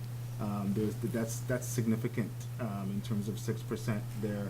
This is the part where I mentioned that we saw an increase with students who have identified plans that spiked up, and we knew that the emotional disturbance might be a variable there. Under the ELL portion, we see a difference from 17.5 down to 9.8, so there is a decrease there. Well, that's fairly substantial, too. That's significant. And among Black students who identify themselves as Black, from 35 to 30. But yet, even though there's a decrease, we know that we're still not where we should be, right, in terms of proportionality, in terms of doing that. Among other students of color, if you look at the Asian grouping, there's a reduction there. And then Hispanic, this is really sort of negligible, it's 0.9. It's not even too small to really to calculate. But you can see there when we look at the comparisons that there is some differences even within the cohorts, that we've had some movement. It's not where we want it to be, but we have some progress already, and we're just getting started on the restorative practices piece. And we are very excited to get to a place where we have zero instructional time missing from our students. So that will mean that we will have to put programs in place that when students are having maladaptive behaviors, have to be moved from a classroom, there's a place for them to recover and get the supports and then re-enter back into it. So be ready at budget time. We need money. Mark? Ask you a question. Without, you don't even have to go too far into this, but when I see such dramatic differences in the free and reduced lunch, the English language, and blacks, and yet I see such a large gain on males. So, which means it didn't come from those cohorts. Right? So when you have that big a jump in males, and then you have the free and reduced lunch with such a dramatic drop, when it's 44% of the population, so that says that the free and reduced lunch drop may have been females. I see what you're saying. Right? And the same thing with, you're the economics wonk, so tell me, the same But thing you'll with, see that there's the an same thing increase. with the English language learners, right? So right. it was, I think it was 16% of our population maybe a year ago, but in that realm. To get that big of a drop and yet have that much of an increase in males, again, it's females that you're seeing such the betterment of out-of-school suspensions. So what's going on with the males? I mean, I'm not speaking for all of them. Well, traditionally, if you look at the data, even looking at the Burlington data, you look back, the males have always been high in terms of behaviors that were invited to be outside of the classroom. That's a challenge. It's really a national challenge, and we do have to look at programming in terms of how we engage Our students. males and students. I think we also have to look at our reactions to some of our male students. And I would say that some of those numbers probably are represented in the IEP category in terms of behavior. And one of the things that we know is that oftentimes our reaction, how we react to males is very different than how we react to females. And so the restorative practices that we're moving toward will help with that, because our response will be more restorative versus being punitive. And that, I think, I'm hopeful that what you'll see next year is a drop in that male aspect too. Because we're already seeing that in middle school. And unfortunately, this represents the judicial system as well too, right? Yeah. In terms of what we see in the courts and in prisons. We got a bunch of hands here, so Kathy and... Can we also get on this in-school suspensions? Because then the kids are out of the, I thought this is all out of school, right? And so if kids are in school, but they're not, they're in another room than in classroom, that's a problem too. That's one of the things. You Yes, review we can- that. we One can of the do that. appendices. Okay. That's in the report. Oh, it is? Yes, I was gonna say, I thought we had in school. Let's go down. It's in there. Mark? I just had a question about the ability data on page 7. That seemed like a pretty large increase of almost 170 students identified in one of these 4 ability categories. Is that a function of more different students, or students that were already here that had been identified with? A little bit of both.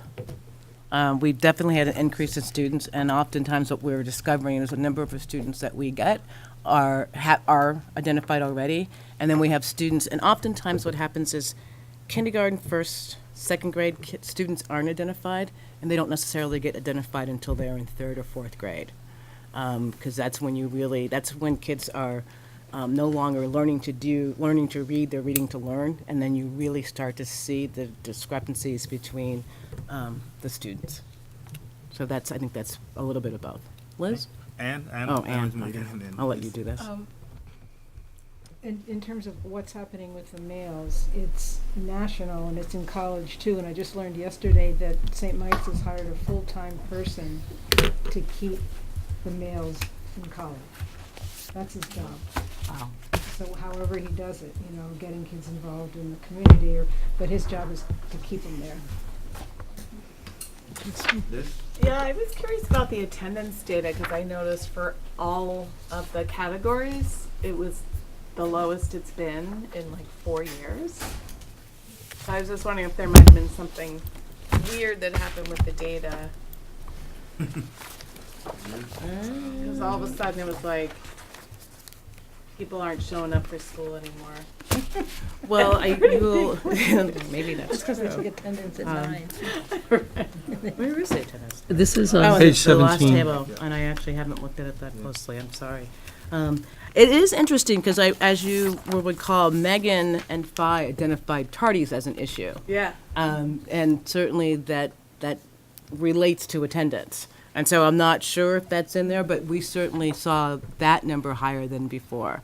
Yeah, it's just so different. It's like in the 60s. Yeah, this I year. see that. And for 4 years, it's been in the 70s Right. and 80s. So I Right. just wondered if maybe Even like the there's female. some inconsistency or systems issue. Like some schools used to have systems that don't exist anymore or something because of all Right. the changes and transitions.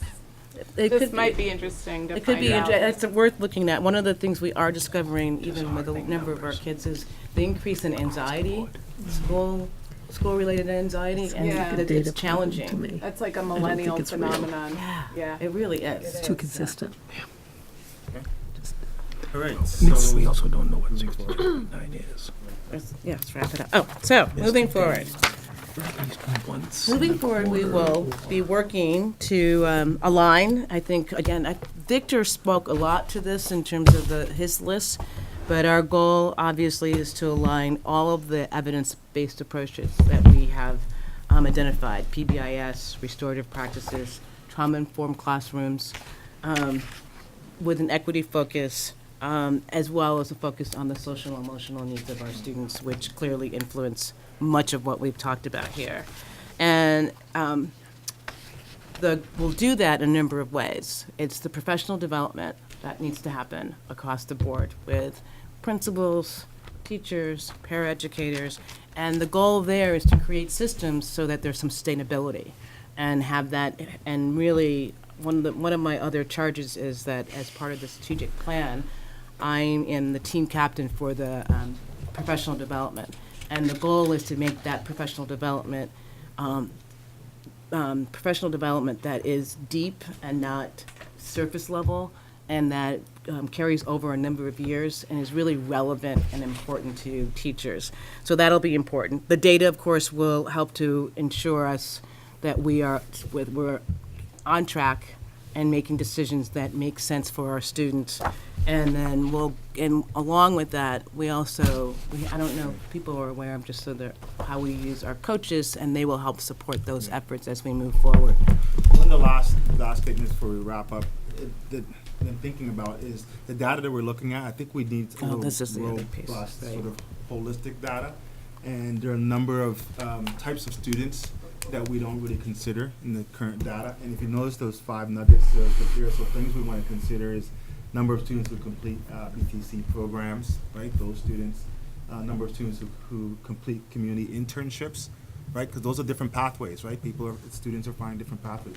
Extended learning opportunity data, right? And dual enrollment data in terms of students who are taking opportunities, who's taking opportunities at the higher ed during the instructional time. And of course, special education added value data. So digging deeper into the special education realm around what kind of data are we using locally at our schools that we can tell a story, a deeper story around what's happening when we see the bigger systemic data as we've seen today. So those are things we're considering including as we move forward to give us a better analysis around what actions that we should take. So more of assessment for learning as opposed to just assessment of learning, right? So we can inform our actions. Yeah, when this is the last one. Just very briefly, I want to thank you. It's an excellent report. It's we've come a long ways, and this is a really very clear and thoughtful report with really great analysis. So thank you. Thank you. All right. All right, I can go home. You can go home now. All right. Do I have to come to work tomorrow? Yes.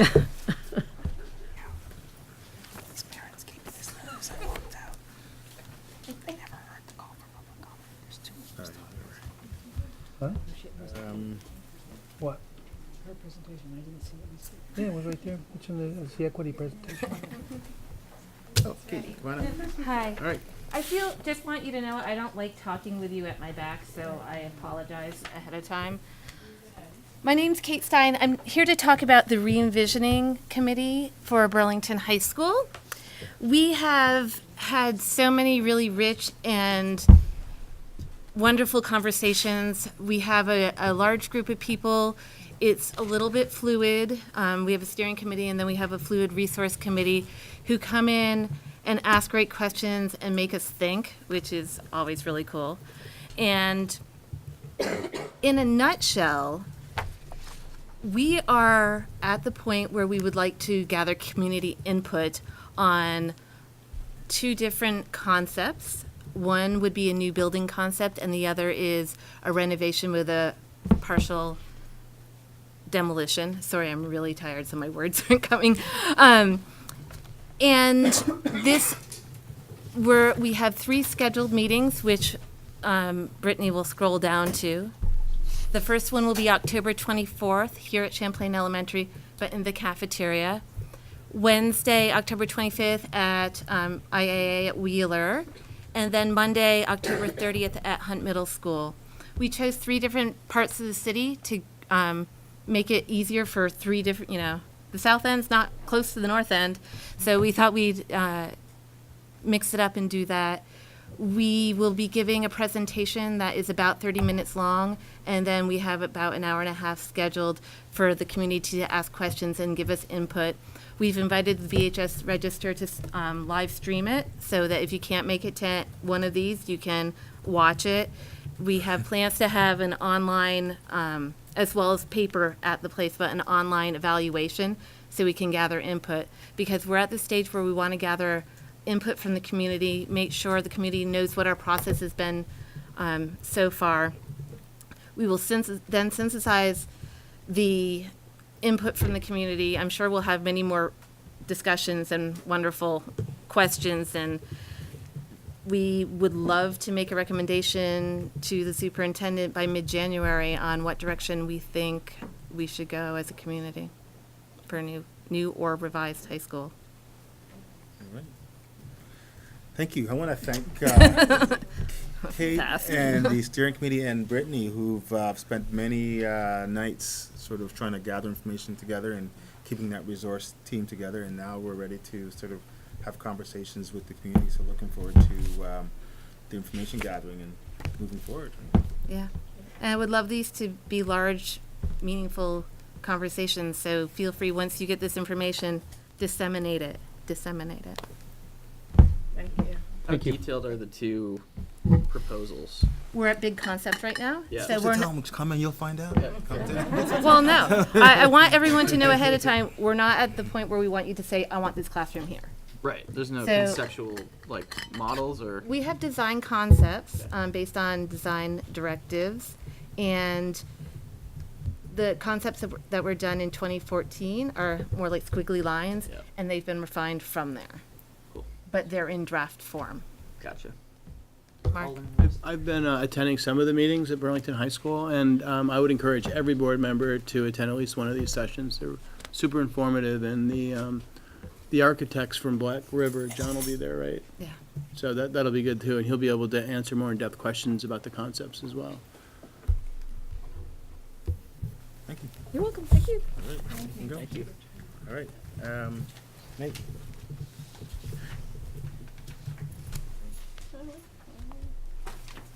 Okay, the next item we have is starting our budget process. We've got some budget timelines that Senior Director Lavery will share in terms of what we propose as process to get us to a community vote on the budget. And one of the things that we're gonna really gonna be careful to do early on is to share with the community some of the pressures. I think Liz talked about some of the deficiencies that are gonna be coming from the state, and there are other pieces as well too. I don't want to drop all the hammers at this point, but people need to know that it's going to be challenging in terms of finding dollars in Vermont for education funding coming forward. So.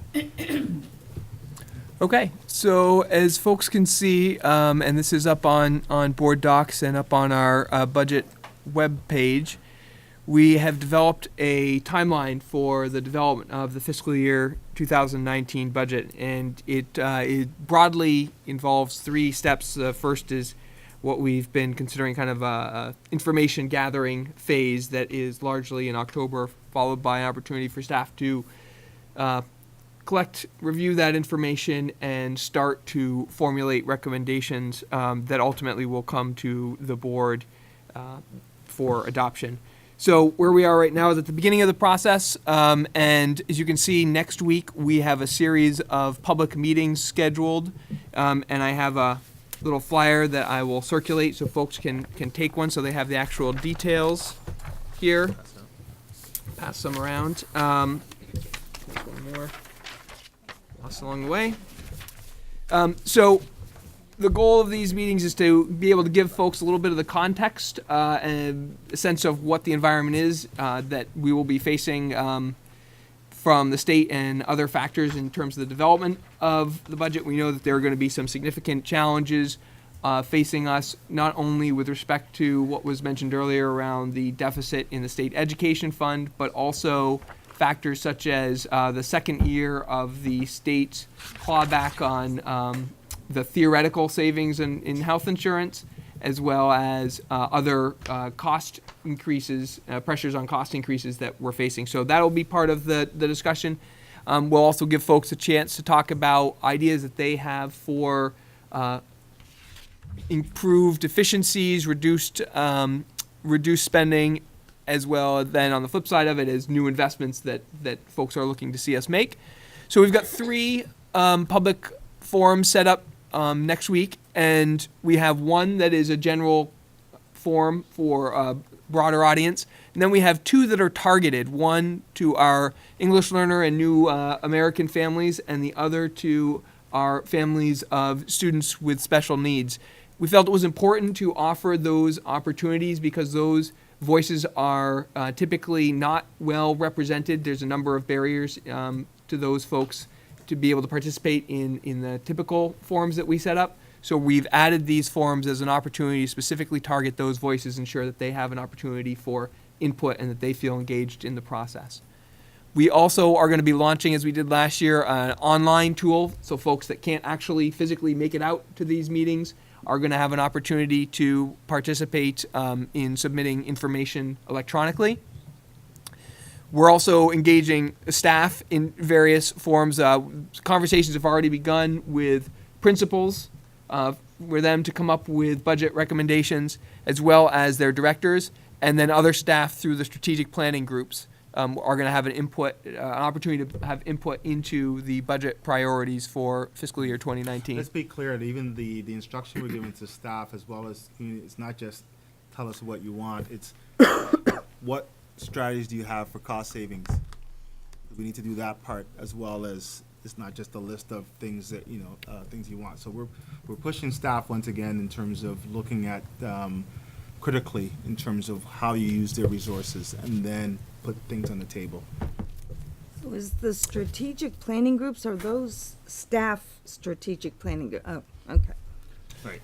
Yep, those involve staff. It's important, that the concept here is we want to make sure that we're not just getting ideas that people happen to think are good in isolation. We want to make sure that the investments we're making are moving us toward the strategic goals that have been identified. So then we move on. You can see there's other opportunities here, including both Bella and Isaac are going to be spearheading an opportunity for student input. Last year, we focused really on kind of course offerings, and I think the plan, I hope this year, is that we'll be able to broaden that a little bit to other interests that students might identify. So there's an opportunity for student voice there. Once again, we're going to seek in December to collect BHS class preference data, as you heard earlier from Tracy. That collection allows us to better target the limited resources to meet the student needs. So that was an important step that we want to repeat this year.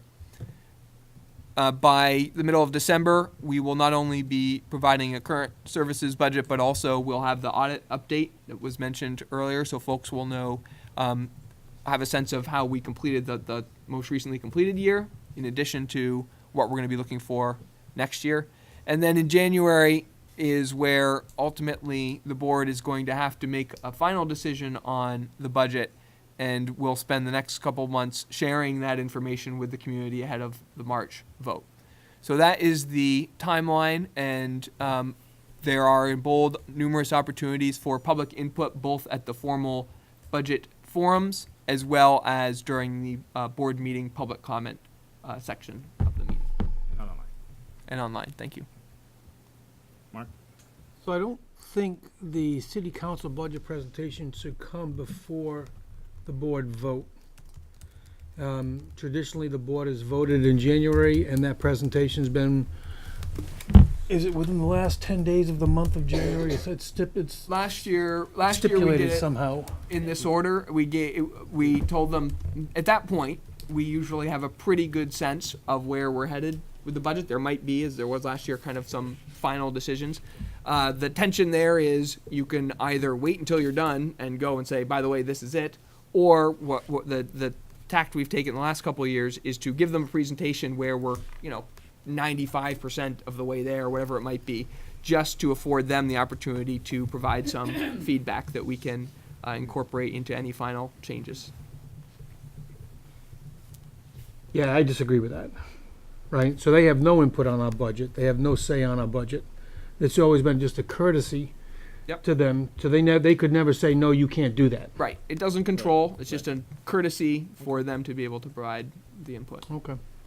So we did that last year as well too, Mark, in terms of the timelines where we did go to the city council before. I thought it was the last 2 years. I thought we were in the last, the last city council meeting of January was when we did our presentations. No, we did I'll have them to check on first, that, 'cause because I that's thought we we did. used last year's template to see what we did in order to set the timelines. Right. And I don't recall in the past few years, they just had some questions, but they never commented on you should add this or that or anything like that. But that was the Mark B. How will we be getting the word out on the community budget meetings? I mean, there's been various degrees of attendance, and I know that this is only a few days away. Yep. Yeah, Brittany can. I can touch on that. We have a plan tomorrow to put it out. We didn't want to put it out without informing the board first, of course. So we're going to be putting it on Facebook, Twitter, on Front Porch Forum, and then also going to be putting it on our website, of course. But what's important to note is that for the two more targeted community input meetings, those are really the value of doing it that way is that there are networks in place already. So our multilingual liaisons are targeting families and speaking with families one-on-one to get the word out about those, as well as our special ed focused. Will we be using the robocall? We haven't thought of using that, but we are going to give it to principals to distribute in the best fashion they feel is for their schools. I don't know if you're making that suggestion that we should use the. I don't know. I remember last year. I remember the session we had at BHS, and there was like the same 12 people that go to these things, giving input. And I would like it to see it more widely attended, because I'm not sure it will get more people, but if they don't know about it, we certainly won't. And I don't know if giving it to principals will be dissemination at the level that we would want, but I would say Get into newsletters as well. right.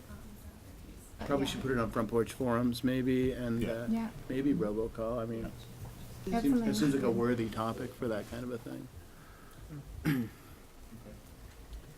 Anyone else? Thank you. All right, last item, good news. Blessing for students, Nate Lavery. So we were able to get to reach an agreement with the city, and the city has supported providing some funding to help us utilize Green Mountain Transit, formerly CCTA. That is the city bus system. The city's participation and Marty's work directly with Green Mountain Transit ensures that we'll be able to provide that additional level of service that we were hoping to achieve without having to incur costs beyond those which we budgeted for transportation this year, and sets us up potentially to look at our next transportation goal, which is to add a bus route that runs from the north of the city to the south of the city to help with the demographic challenges that we face right now in the north. So that's kind of our next piece to work out, but we're poised to be able to do that as well. Can you remind us how much it was that the city's supporting? I can, off the top of my head, I don't want to shortchange their participation. I want to say it's 18, in the area of 18,000, but I can double check that if I. What's the total, Bill? That's about half of the additional cost that the city would be assessed for by Green Mountain Transit for adding the route that we're seeking to add, or that we have added. So what is the transportation? Is it, if the goal is the north-south, what is this part of it? Sorry, to be clear, what we did here was we went out to bid with, and there was a memo on this a few meetings back. We went out to bid for bus routes and because there's not a lot of competition in Vermont. We don't have like 10 different school bus companies or anything like that.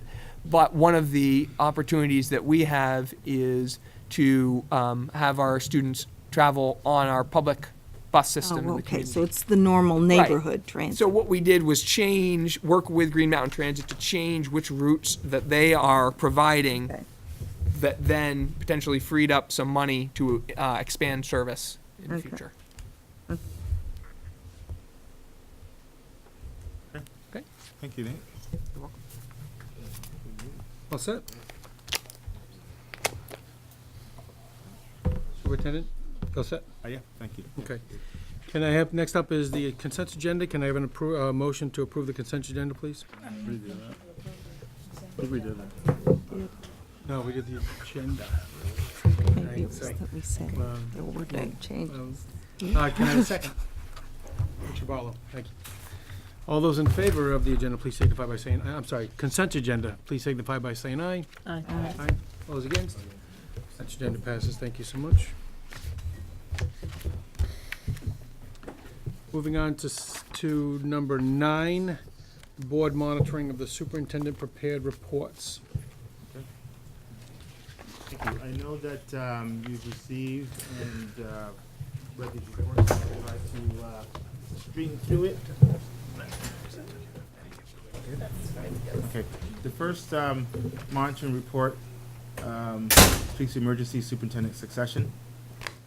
And you see in the evidence, I've established a plan in the event of superintendent absence in an emergency situation.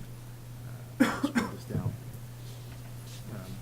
One of the intent of this policy is to ensure that the district has processes and structures in place to continue to run and operate its daily functions, as well as the sort of mid and possibly long-term functions as in the emergency absence of a superintendent.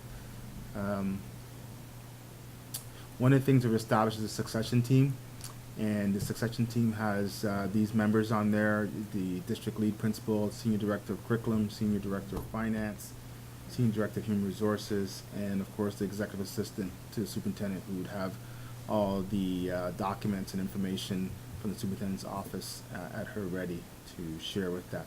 Among this team, we actually are fortunate enough to have 2 of the members who do have superintendent designations. So Bonnie Johnson-Naden and Stephanie Phillips both have their credentials as superintendent. So in an event that we needed a certified superintendent, we have that at the ready. On top of the succession team, we've established a resource team made up of our director of English language learners, our director for student support services, our director for expanded learning, and of course our communication specialist in order to support that succession team in their actions and their decision making. As we scroll down, we do have a structure that's established right now that we operate and can continue to operate in this fashion.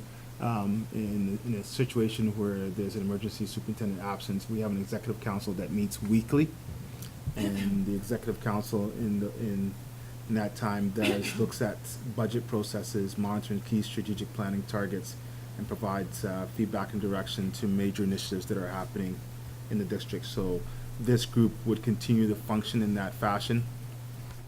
And the other group that we've established that would look at more systemic school level actions will be our systems leaders.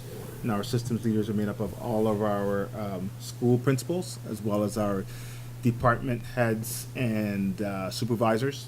And we meet monthly, and there's an agenda that looks at operational items, look at key strategic plan targets, and has a multi-year approach in terms of looking at the planning and ensures system alignment. So that group would continue to meet monthly and be able to operate with an agenda and follow direction that's given from the executive council and so forth.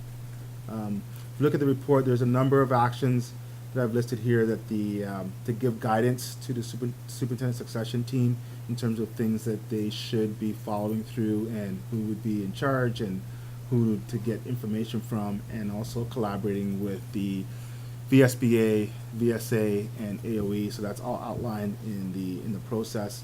Essentially, we've laid out a plan here that could render my job existent, that we could operate the system in the absence of a superintendent. So I think everything's been set in place, and we've been operating this way for a while, so people are accustomed to the weekly meetings, the monthly meetings, and the communications with external agencies around that. So I'll stop there because I know you've had a chance to kind of read the document and entertain any other questions. I guess the last thing I would say is the bottom specifically outlined in the event of superintendent absence, who specifically would be in charge of the monitoring policies for different policies. And you can see here most of the finance pieces are under the director of finance. And then we have other areas that deal with either students or staff. They're relegated to either superintendent's office or human resources. And then the ends policies and disparities goes to the curriculum department, which you've seen some members from the achievement gap team would continue that work and have leadership from the curriculum director at that point. So that is the plan for succession. I submit that to you as my response to the policy, and I believe that we are in compliance in developing the succession plan. Thank you. All right, Next to it. okay, Can I just, I have a process question, I guess, which is that, I think, I don't know if we are formally practicing policy governance, but typically I think there would be a communication from the board to accept the report as being in compliance, and I'm wondering if we're doing that. Because it's kind of our job to determine whether the reports are in compliance or not, and so there has to be That's good. something So let's for the figure out how we're record. supposed to do that. I'm sure it wouldn't be an acknowledgement at a board meeting that the presentation takes place, because we want to review materials and confirm our feelings toward this. So we probably just have to take a look and see how that's handled on the board monitoring, where there's an acceptance. I know Essex does that too, as a matter of fact. I know they do that. They do the acceptance on it, but I don't think it's at the board meeting of the monitoring report presentation. I don't know about that. I mean, I do. guess I would disagree, but regardless, you know, we should probably have a process So, established. Okay, we'll do that. move on. Okay. The next Wait, report. are we to- not discussing Oh, this sorry. report now? Or, like, so what is our process with this right now? We can, if you want to ask further questions specifically about this report, then that would be fine right now. So certainly go right ahead. I just have, on page 3, where it says the superintendent succession team will meet the following expectations, is that about the superintendent succession team now? Because the emergency succession plan on page 4 seems to be what the superintendent succession team would do in the event of sudden departure. Right, so on page 4, that's all about the superintendent succession team is now sprung into action because of some emergency. But on the bottom of 3, that's about what are the features of the superintendent succession team today? The report is in response to, in the event you do not have a superintendent. Mm-hmm. And both of those pile of nuggets are direction really direction to the succession team to kind of read over and make sure that they've done 1, 2, 3, 4, 5s, and then they go on to the other section around succession team will, and to make sure that they've notified school board chairs and done a few different other actions, notified the VSA of the absence and any supports they have there. So it's really direction to, it's almost a guide to the succession team. What do they do? What Yeah. they do. Because it'd be hard for, if we had a brand-new board, let's say, who haven't had any experience, and all of a sudden you have a succession team there, the board wouldn't be able to give direction to that team in terms of what they should do. But if they had a guide to follow, they knew they had to do this and call this person and get information from here, that would help them in establishing a process to continue operating the district. Because it's not like that's ever happened before.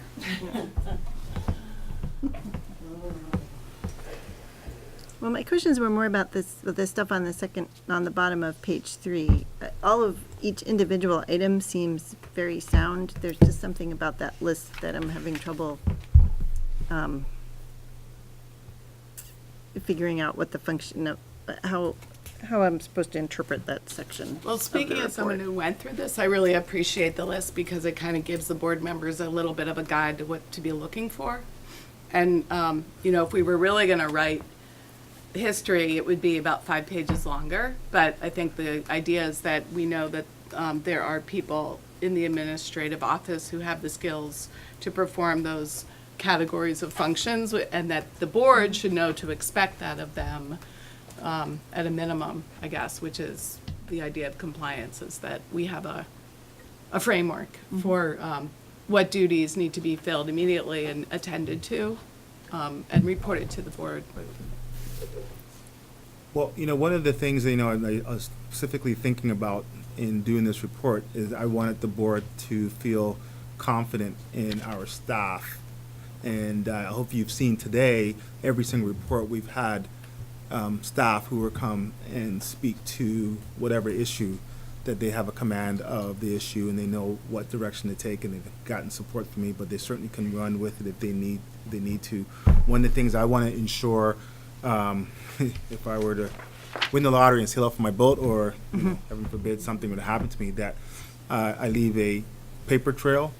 And I think we've been doing that in terms of that we've got a vision, mission statement, we've got a strategic plan in terms of directions, we've got policy governance, policies to follow, and a people trail in terms of the right people in the right places that would carry on the work beyond board members here and beyond me being here. So this could come into action in any event that we saw as an emergency situation. Any further questions? Next one. Okay, so the next policy is 2.8, communication and support to the board. And I know you've seen this one as well, so I'll try to scroll down. We did share some metrics around this one, around superintendent goals reporting, routine financial reports, strategic plan, routine suspension data. So some of these reports warrant indicating metrics, so you'll know some of the measures that we will kind of use to provide evidence. And if you've read through it, you've seen that there's been superintendent goals that were presented last year, multiple presentations of the strategic plan around different goal areas, and routine financial reports that you see on a monthly basis.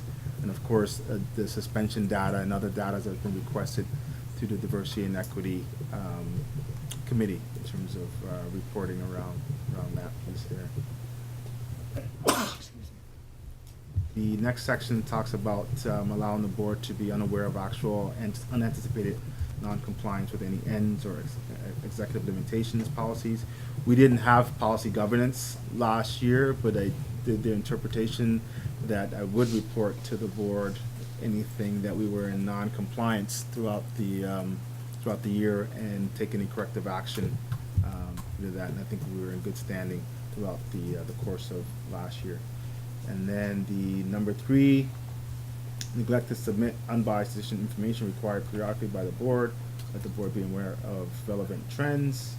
A number of metrics that's listed here that we've used to keep the board informed and in terms of pure straight data without sort of bias analysis around student achievement, performance gap trends, local and state economic conditions, state legislative agenda, change to state statutes, public policy, annual district budget information, enrollment projections, student demographic information, and capital and facilities planning and management, as you saw tonight around some of the revisioning stuff as well too.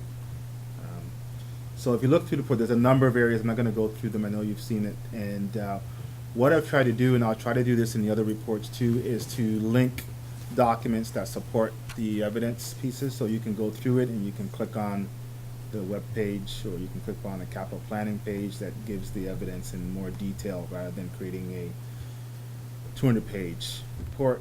People can peruse through and see the evidence and get deeper in the areas that they wish to follow through. Okay. So I know you've read it, so I would kind of leave it open for any questions rather than try to read the whole report to you once again. I just have on the strategic plan, because all that's on the website is still that, what is it, the stones and pebbles or whatever.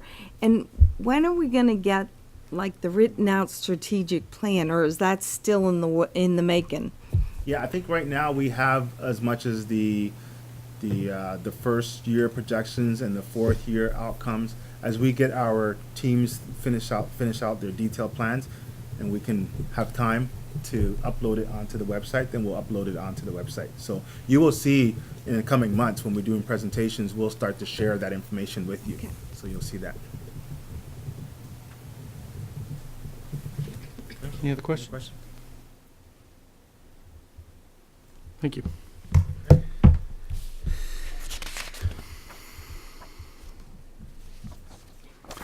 Next up is the board monitoring on its own policies, and the one we are going to report on is 4.3, the agenda planning.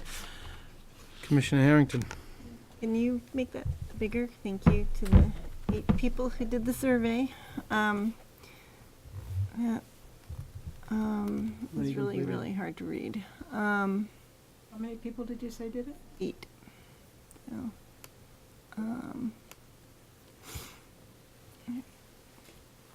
I can share this slide with other people if you have your computer open. Yes. Okay. The policy 4.3 is the policy on agenda planning, and it is the survey broke the policy apart and asked, red means not in compliance, or the maroon looks up there. The light blue is partly in compliance, and green means people responded fully in compliance. So the one that has the most green was the component of the policy that said board meeting agendas will be determined by the chair and may be modified by majority vote. 6 people said we were fully in compliance with this policy, and 2 said mostly in compliance with the policy. Perhaps unsurprisingly, for a meeting where we just approved the annual, calendar that actually, I believe, did not include superintendent evaluation and compensation decisions on it. So 5 people said we were not in compliance with that. That's the one that has the biggest maroon bar, is 4.3.1. I asked Michael Healy for some advice about just how do we do this, and Ryan, you've done this, right, on another board, so you can perhaps be our guide here about how do we have this conversation. Michael said to me that the general gist of this policy was, or that the important question to ask is the calendar being helpful to us in the way we want it to be? Is our process of setting the agendas helpful in getting our work done? If things are not helpful, this is the moment where we can decide we want to change some of them. Some of this we may decide, there's a good reason why we're we think we're not in compliance, but, you know, like how do we want to move forward? I don't think it was fair to give us this questionnaire prior to the presentation of the calendar tonight, right? So it had only been socialized Right. very limitedly. Limitedly? Bad word, good word? Yeah. So I was aware of it, so I had gone through it and so on, because you had passed it back as it was a draft form, do we have these things included and so on. So I was aware of them, so I knew what was there already, right? I thought we all got the calendar. You had mentioned in your preamble. Well, to the and when I sent around the survey, Yeah, I but I'm said, talking about we by had- the way, we the had- calendar is also on the meeting agenda, so. Yeah. But for that's not example. the same as us yeah, being able to socialize it for the last 2 months while she was working on it, so I knew everything that went into it. Right. So, But for example, we might say, we are not really very worried about the fact that on the first piece of the policy, that we should have an annual calendar that includes tasks and events related to our work. We might decide, yes, clearly we do not have unanimous agreement about whether we're in compliance with that part of the policy, but we're not going to worry about it because we just approved the calendar. Next year, we'll have a more meaningful Right. conversation about Right. that. So I would say, let's just not say part A is fine, we just adopted a calendar, move on. I think some of the other middle parts of the policy, we might want to be a little more intentional about, because I think the fact that we don't have a time on the calendar for considering superintendent compensation decisions, I think that we should probably decide when I think that's a thing that's clearly missing from the calendar. That also seems like a pretty easy fix. If we just need to figure out what's the right date to put that in. I think the fact that and we have that actually by contract, that those Yes. decisions have to be made by March 31st of the year of the expiration of the contract. So so there's a lot of those things are all in there. Yeah. So it'd be very easy to plug these into these things. So, it was my impression that the survey was just kind of a beta test and not really, there's things, it's like in progress. But, what I was wondering about is that our policy on agenda planning, says a board member may recommend or request an item for board discussion by submitting it to the chair no later than 5 days before the agenda is to be warned, and I just wanted to make sure everybody realizes that's the protocol, that it's it's kind of an opt-in thing, that we each have to be proactive 5 days before the board, warning, is it warning? Yeah, in letting the chair know if there's something we want on the agenda. And then the policy is silent on, the presumption is that the chair will then just accept that, but it's not explicit.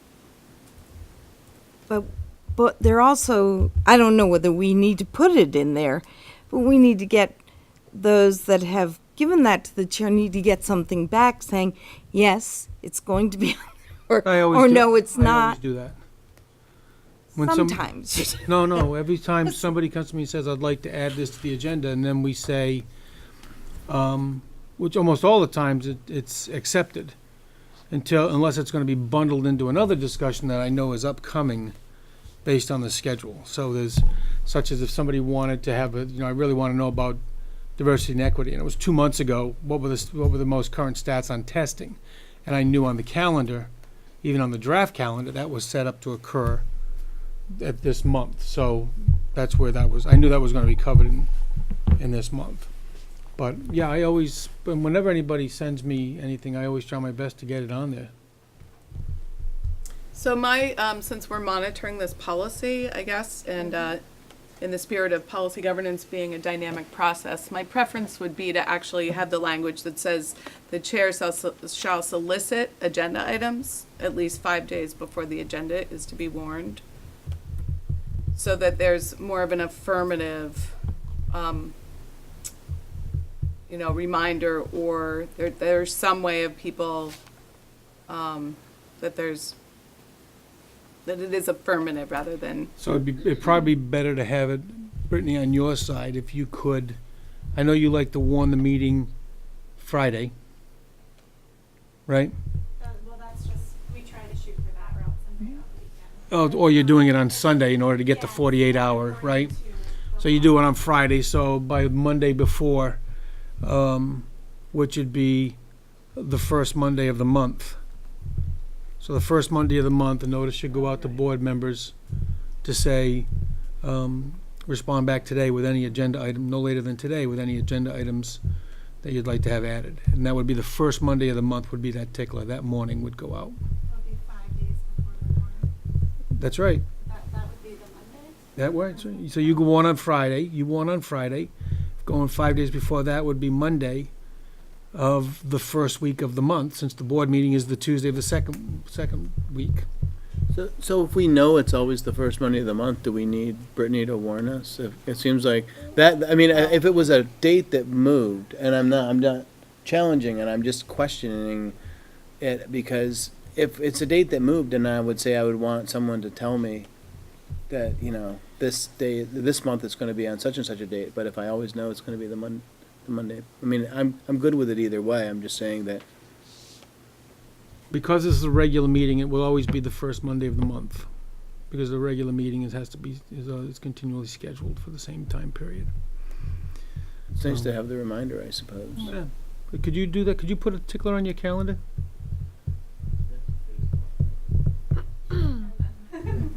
Just to send a note out to board members, just asking them to get me agenda items by close of day that day. Of the month, 'cause Whatever the first Monday of the month is.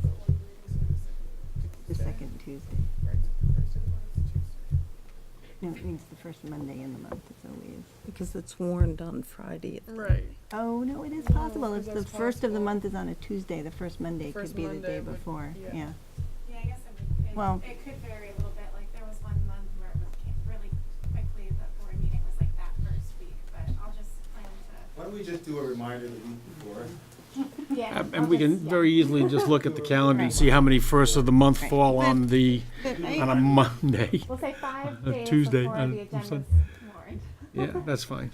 Which would Thanks. maybe vary a little bit. But I hear Liz suggesting that we actually amend the policy so that rather than saying it's up to a person who wants to request or recommend an agenda item to do it, that we say a piece of our chair's job is to actively solicit.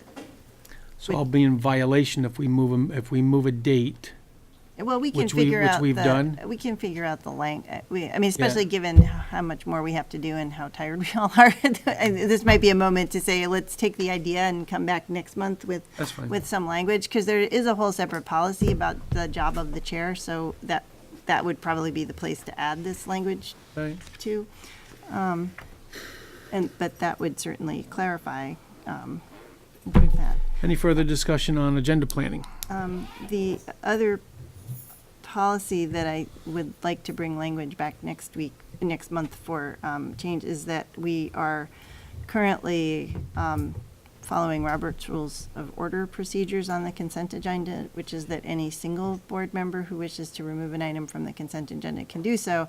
And our policy says it has to be a majority vote of the board, and I would suggest we just switch that out. We're doing a more open process by having any single one of us be able to pull an item, and we might as well just make our policy where I was surprised anybody thought we were in compliance with the policy when we're not doing that at all. So we can bring both of those policy changes for next month. And if you know that what, seems- I think it's almost an insignificant item, to tell you the truth, because we've warned everybody that if you have questions about the consent agenda, please ask for clarity beforehand instead of having it pulled, so we can ensure there's clarity to it. Yeah. Right, so I think we've been pretty good about that, making sure, especially with But the. who knows if there's new board members who aren't as inclusive. That's you, right. Right. So. Thank you. Yeah. All right, So we are supposed to vote, we are supposed to monitor, do we think we're in compliance, mostly in compliance, or not in compliance with our policy. So, again, I realize we're a little fuzzy on Well, we the only had actual process but we here. did have a quorum Yeah. respond to your, Oh, yeah, no, but Right. and that was to set the stage for this discussion. It nicely, it was. so I'd like to make a motion that we accept that we are mostly in compliance with our board monitoring on its own policies in regards to the agenda planning. I will second that motion. Okay. All those in favor, did everybody understand what I just said? Okay. All those in favor of that, please signify by saying aye. Aye. All those against? Seeing none, we will vote that we are mostly in compliance. Yes.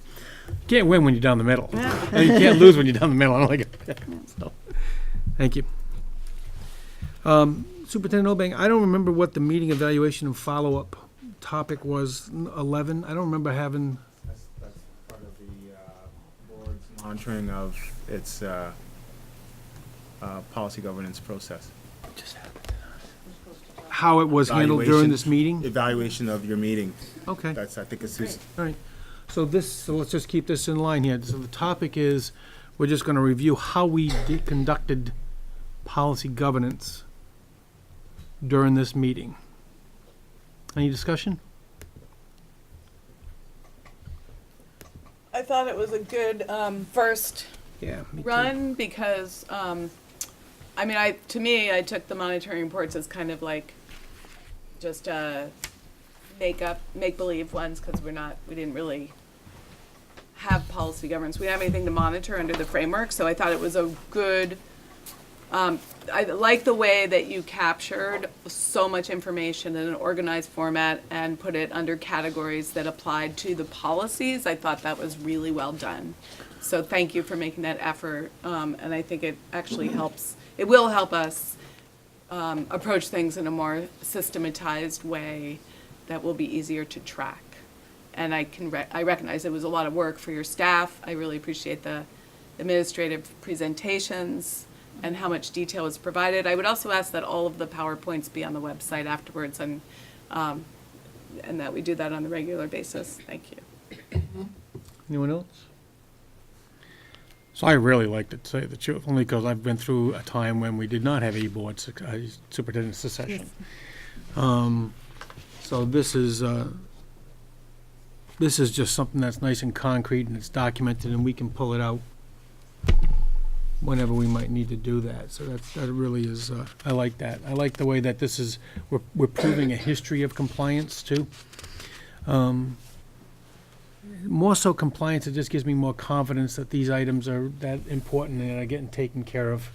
So whether or not that's in compliance is a second question, but I just appreciate the work that you're doing towards closing these things out and just making me feel much more confident that they're getting done. Anything else? Commissioner Harrington? I'm still trying to figure out where the conversation happens, because we listened to a lot of really rich information tonight and mostly listened, and we're not talking, and the whole promise of policy governance was we get to spend more time talking, and so I'm still trying to figure out how we keep moving to make that happen. Partly we'll be getting used to. I would ask you to give us through the November board meeting. Yeah. This is certainly a unique circumstance where we covering 2 board meetings at one time. Oh, absolutely, absolutely. Yeah. But it is absolutely, so this meeting evaluation portion should not be a 5-minute discussion, So, right? This or should be. no, even in the earlier parts, Yeah, like, you know. so they should be yeah. much more Yeah. rolling right through nice and smoothly, and I think we just gotta get used to that. Commissioner Burlington? I'll wait till you go. You go first. Oh, I thought we did discuss, like, our monitoring of ourselves. I thought we had a discussion Oh, we around did that, but not. And I thought the 2 reports, I mean, I had read the reports this afternoon, and I mean, they seemed clear to me, and I didn't have any questions, so. I just thought the discussion we had around our own monitoring was interesting, because I agreed with Mark's comment that we're monitoring something that we're presenting tonight. So, I mean, it'll have more meaning next year. But I think we'll get the hang of it as we go here. Commissioner Curry? Well, I was just going to say, yeah, I think that the opportunity for discussion is when the reports are presented, and then that's our opportunity to just raise our hands and talk about them if we have questions. I think there was probably limited discussion, maybe familiarity, but it just seemed like nobody really had any issues with the information. So, but I think that's the opportunity to raise any issues.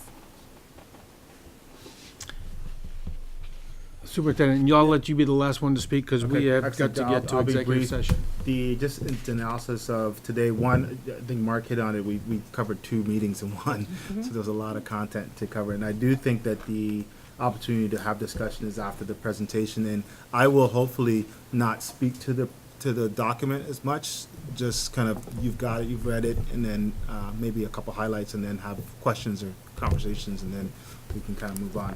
The other piece is the number 11, the evaluation of the follow-up. That partly is also intended to evaluate the meeting itself for the board, evaluate the meeting. I know different boards have used different metrics, like there might be a quick check off or a couple, 3 questions that we ask, did we, do this, did we do that? And that's part of monitoring your meeting process too. That's something that, talk about.